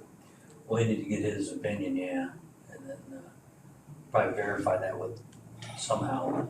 Looking online, it's not really defined. But, and then figure out how to define what. All right, we'll come back to this one too. How's that sound? So we'll need to come back to section 821, and we'll have to come back to section 8-76, verifying the addition. Though we did tell Amanda we will be changing where it says a certain document, it'll be, will be digital online in the office, but we'll hold off on that. Which code are you on? I'm sorry. 8-76 we were on. The first sentence. Oh, okay. We can just hold off on the Right. whole thing until, Right. instead of doing bits and pieces. Moving past that, state law references, it's a power of the county to adopt technical codes, it's another 55 ILCS, which is automatically the state. I talked about the other one, the state law references, it's a 55 ILCS. Flip on to the next page. Section 877 or 895 is reserved. Moving on to section 8-96, the IRC adopted by reference. The International Residential Code 2012 edition, as published by the International Code Council, is hereby adopted as the residential code of Iroquois County. How do you want to change that? 2021. Sorry, what? 2021. 21. So we're gonna change the 2021 edition. It should really mirror the other ones, honestly, about every way. That's so longer.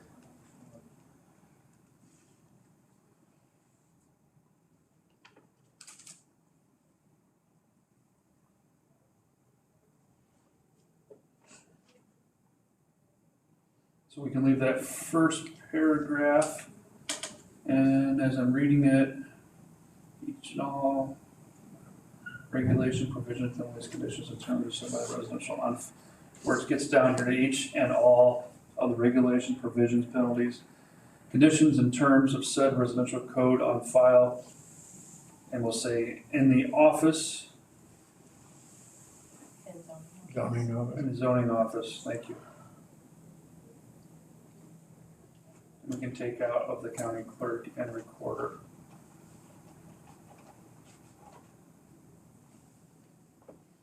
Take that out and put the other in there, which is the, here's the 10,000 digital access is available in the zoning office.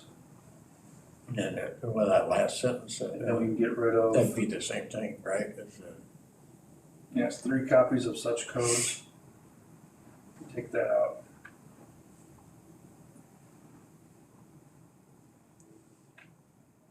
Take that out and replace it with the digital access language. Yep.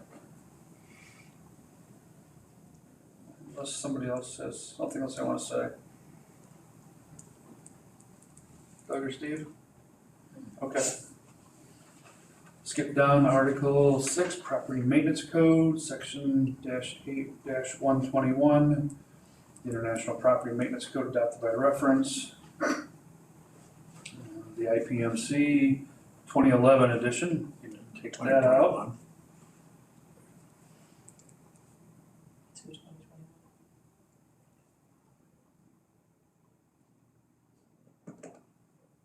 Really? Yeah. 2021 edition? I'm gonna ask you on this one because I've never even, this one's got me. I was just reading this code that it's been cited several times, 55 LSC 5/5-6001 to 6006. In it, it says number 2, Yeah. 6002. Any county is authorized to adopt by reference the provisions of any code or portions of any code here defined without setting forth provisions of such code in full, provided that at least 3 copies of such code are incorporated and kept in the office of the county clerk. Basically saying we can do whatever we want to do as long as you have 3 copies of it. In the county, but that just changed what we just did because it's saying here that, It has to be. but like John said, I don't know if this is the latest Right. ruling, so what we should have done is looked at this, got all the footnotes. Got a law degree. Yeah, get those, because maybe those footnotes are germane today and maybe they're not. And if they are, what can we change? Because according to that, we can't change what we just said we were gonna change. If we're gonna be, and I can't believe the state's attorney is gonna go, how many pages is this whole book? Yeah. 500 pages? I have no idea. We're never gonna get this changed, but anyway. So, In 2014, he claims he went through the whole thing, but I can't guarantee it because I wasn't sitting there watching him. Stomach's crawling. maybe we Sorry. maybe we can take this document out and with our state legislative representative and talk to her and see if we can't find some of these footnotes. But anyway, we can go ahead. You can go ahead and make the changes and Yeah. pass it on, if he doesn't. Alright. Yep. The International Property Maintenance Code, turn it to the 2021 edition. Yep.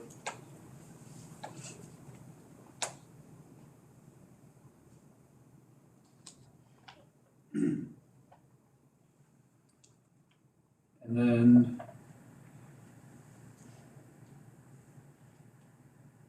where it says, let me read this, garbage code, right?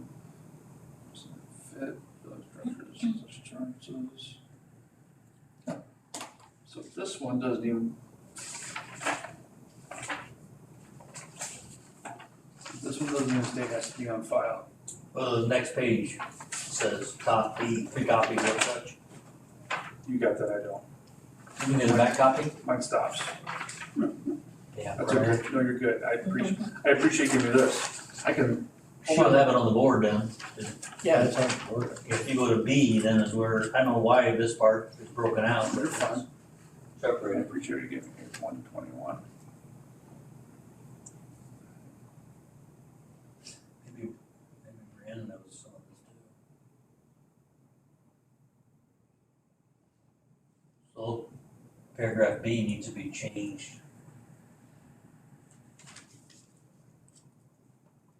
Same wording, the digital access. Yeah, and I don't know why this paragraph is broken out then, Amanda. You know, previously it was never broken out to be addressed. Yeah, the last sentence is 3 copies of such code on file. I'm sorry, I should put it up there. Yeah, just take that out. The whole, you're gonna take out the whole. Just take that whole sentence out and then put in there that it's, as we said with everybody, digital access is available in the office, the zoning office.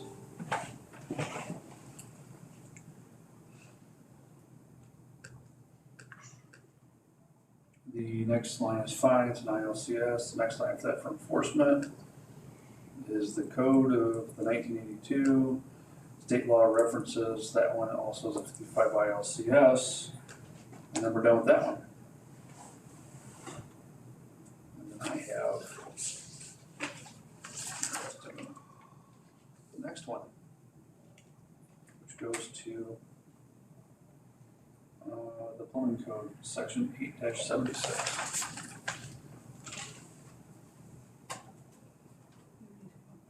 But it's something I got amendments showing up Yeah, next. 8.1. Alright, that's right. And I don't- I'm not gonna follow that anymore. Does anybody recognize that direction of section 106.3 of something? Julie, you worked with Jim Devine and came up with a violation of building codes, what was gonna happen. Do you remember seeing anything that was labeled section 106.3 of any of our documents or something?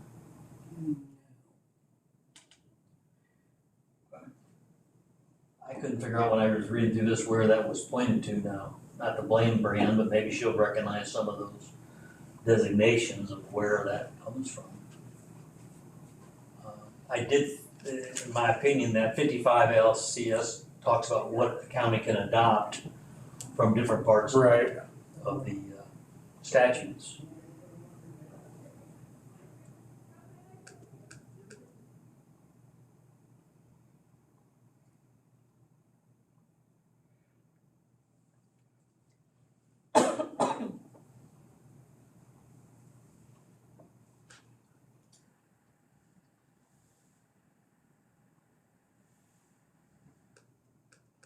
Did you want to change anything, 106.3? And where? 106.3, prosecution of violation. No, but see, I think they're citing something. It says the following section. In the provisions of this code. I don't know where that comes from.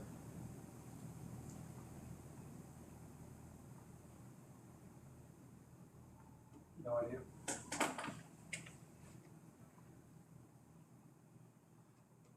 Then the next one says about self-described section 107.1 doesn't even, it's not even printed there.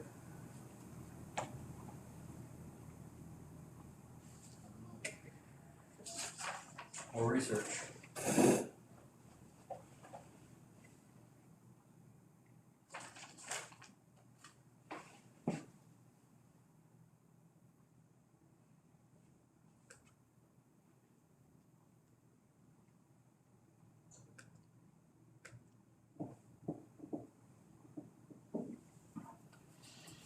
Something to just prescribe.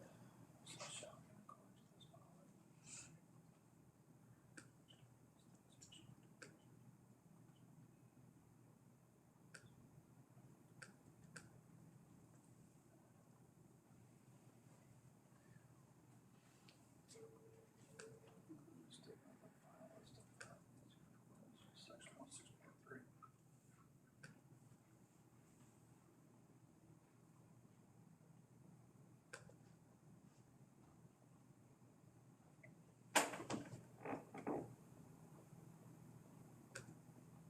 No, I don't have that, I got everything else.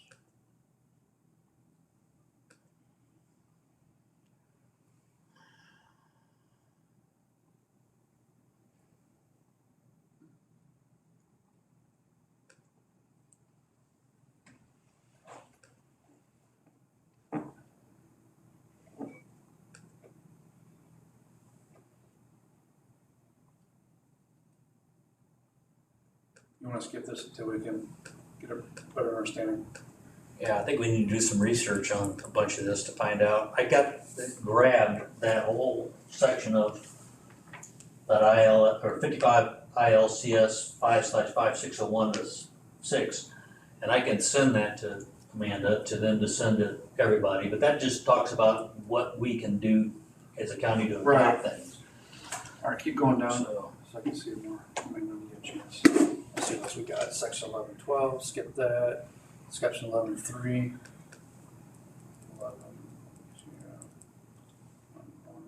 1.3, we'll skip that.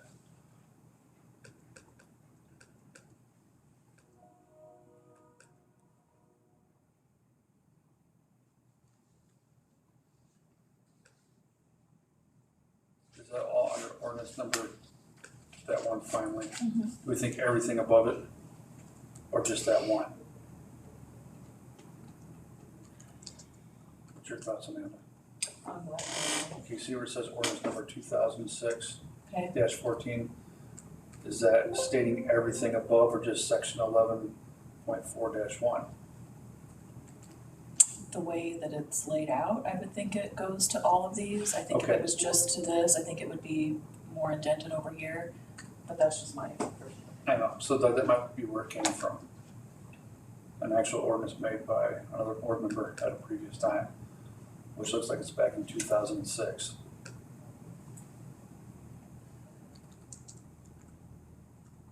Would you agree? So I stay with leave it alone.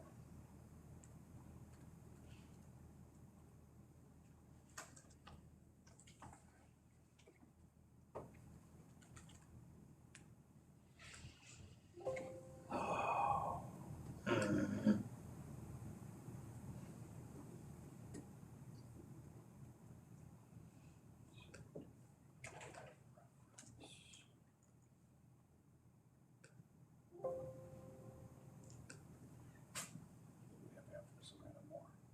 I think this is the end of it, That's the end of it? yeah. All right. We go into EMA next. So that's. But can I see you for a second, that last part of those sections? I'll be right back. That's not this.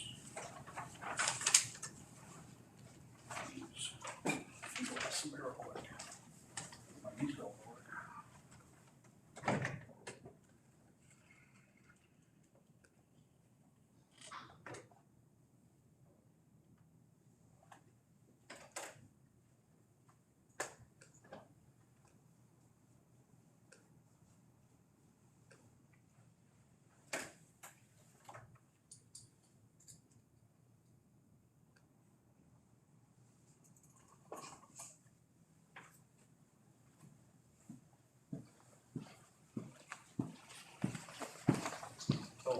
waited this long to do that? Well, I typically stick around just for fun for the tax meetings.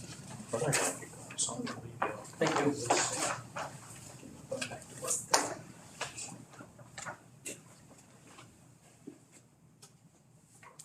This you already gave me a wrong one now. Well, that one should be correct. This one's wrong too. Oh, I only put the wrong ones to you, Jim. John, you need to write over on your wrong copy, and just correct it with this copy. Is that what I need to do? Just write that down.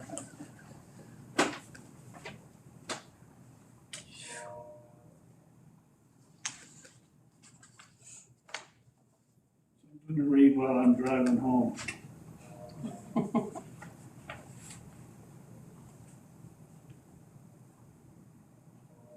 Holy shit.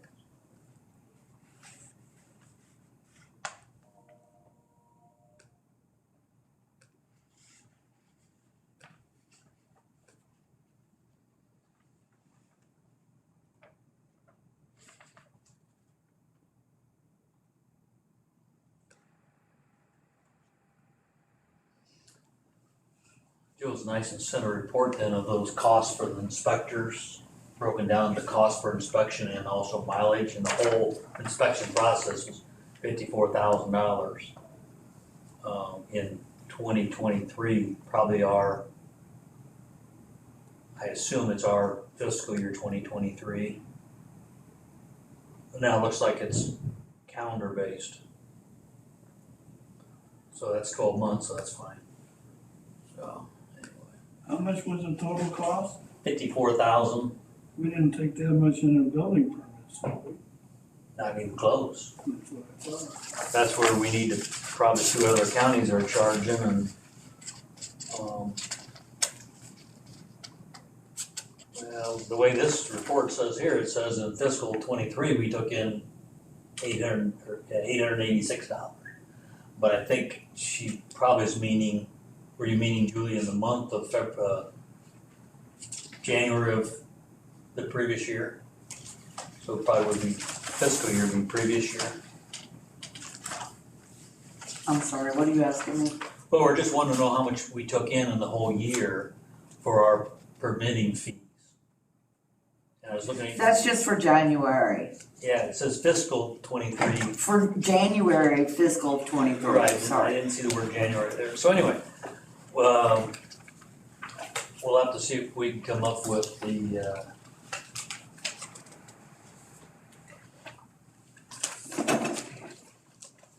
so this is. What's this? I'm giving you that, that's the ordinance that they made back in 2006. And it actually states all this. If you wanna know where it all came from, now you know where it all came from. Thank you. I didn't know where that came from, but, you know, it was part of the ordinance, so good. Yeah, Thank you. it just seemed like the book we gave me. Now, you're gonna need a copy of this for, Sure. that's what I figured. I'm happy you're saying sure, because she told me you would need it and stuff. I don't know, I might not, I don't know. I didn't know if you needed it for reference for. Oh, no, because it's Okay. up here. I only put whatever changes we make. Just Any making of the sure. discussion and stuff, unless it pertains to the changes we're Alright, so they made all the codes.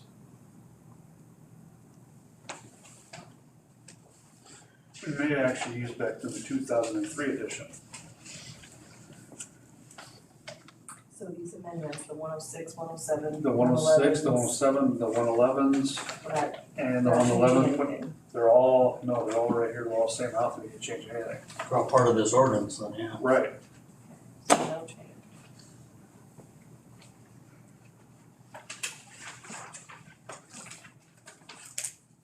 I believe, I have this, and I believe that is Doug's. Well, you can have it if you want. Okay. So with that being said, we're not changing anything there, Doug, so I think the only thing we need to worry This is about, the property maintenance code. So this isn't the building code, it's just the property maintenance side of it, right? Right. At least mine says. Yeah, I just got the property maintenance code, that's it. And it was revised, so what they did was the following sections were revised in the 106, the 107, the 111, 111, and the 111.4.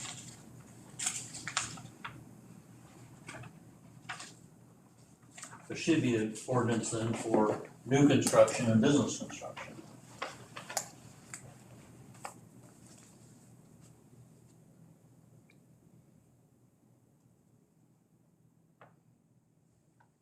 If you go back, like the 111.4, just the board shall adopt and make available to the public procedures under which the hearing will be conducted. Procedures shall not require compliance with strict rules. So this, I don't know what takes trump, John, because this is an ordinance. This code book isn't an ordinance. This ordinance says 2003 is the book you use to do inspections. Now, does the code book, if we have an ordinance, why do we need a code book?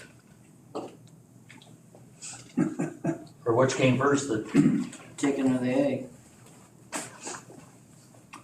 I guess you have to ask somebody that's got a law degree after their name to really answer the question. Okay.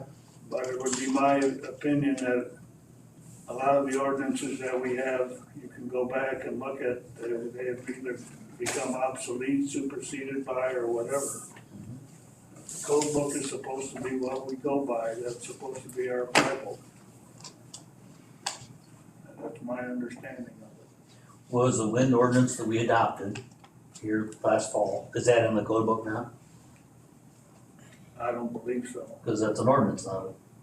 Do you have an ordinance book? I don't, to be perfectly honest with you, I don't have by memory everything that's in that code book. What? There's too many sections in there that we're trying to remember every single one of them. So basically, there's nothing we can do to change that.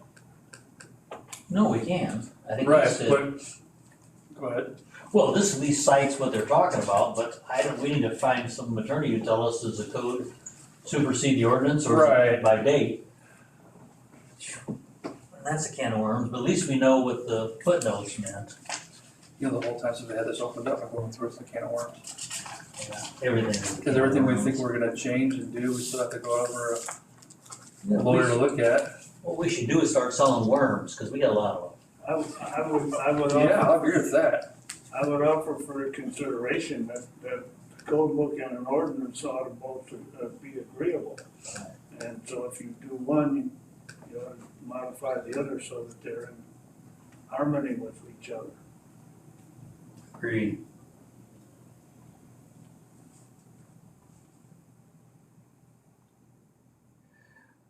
I didn't see anything to change in those codes. Did you see You have anything? something from 2003. Or ordinances, I'm sorry. Ordinance from 2003, if it's never been changed or updated, and the code book from 2014, I would say that the 2014 outweighs the 2003. But then these footnotes are cited in the 2014 version, so that's where they came from the ordinance of 2003. So at least we can make heads or tails out of them now. Right. And we can delete them too and say, hey, no, I mean, I agree. they're not part of the ordinance. I think the main thing, if I understand what we're looking at really, when we're talking, especially talking references to state laws, is, as you know, every year they make changes down there in Springfield. And it wouldn't surprise me, but some of the state laws that we're referring to may have been changed or modified a little bit. And if that affects what we have in our code book, we certainly ought to be aware of it before we come up with a final revision.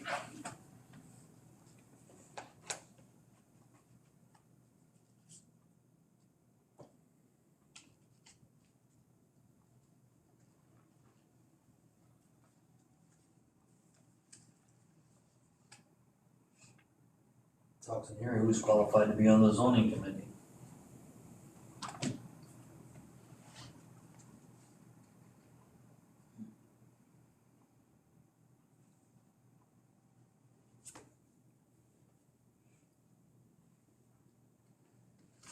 So, wait for your minutes to come out to tell us what we're supposed to do then, Amanda. I'll get right on that.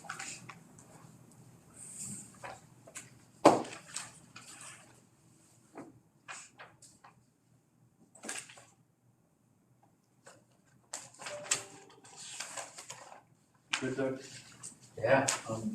at this moment? You've been working, I know, yes, you and me I think both. we made progress today. Next meeting, we'll talk about the agricultural exemption when we get the state statute. We will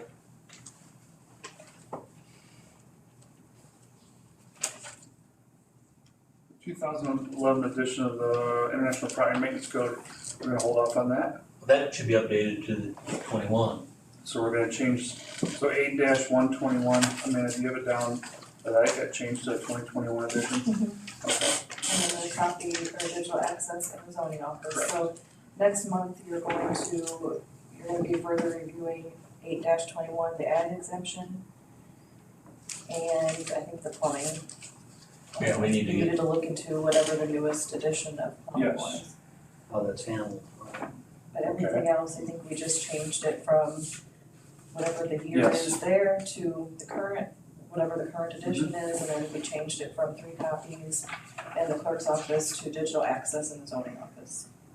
Why don't we talk to some plumbers to get some other opinions besides Barney, nothing against Barney, but just see what they think they're living by. You know, you know, Make sure everything lines up. What makes the water go down the hill? gravity. All right, we'll move on, finally, to old business. It's new business. Can I get a motion to adjourn? Steve's number 1, Doug's number 2, all in favor say aye, aye. All opposed, same sign. Meeting is adjourned.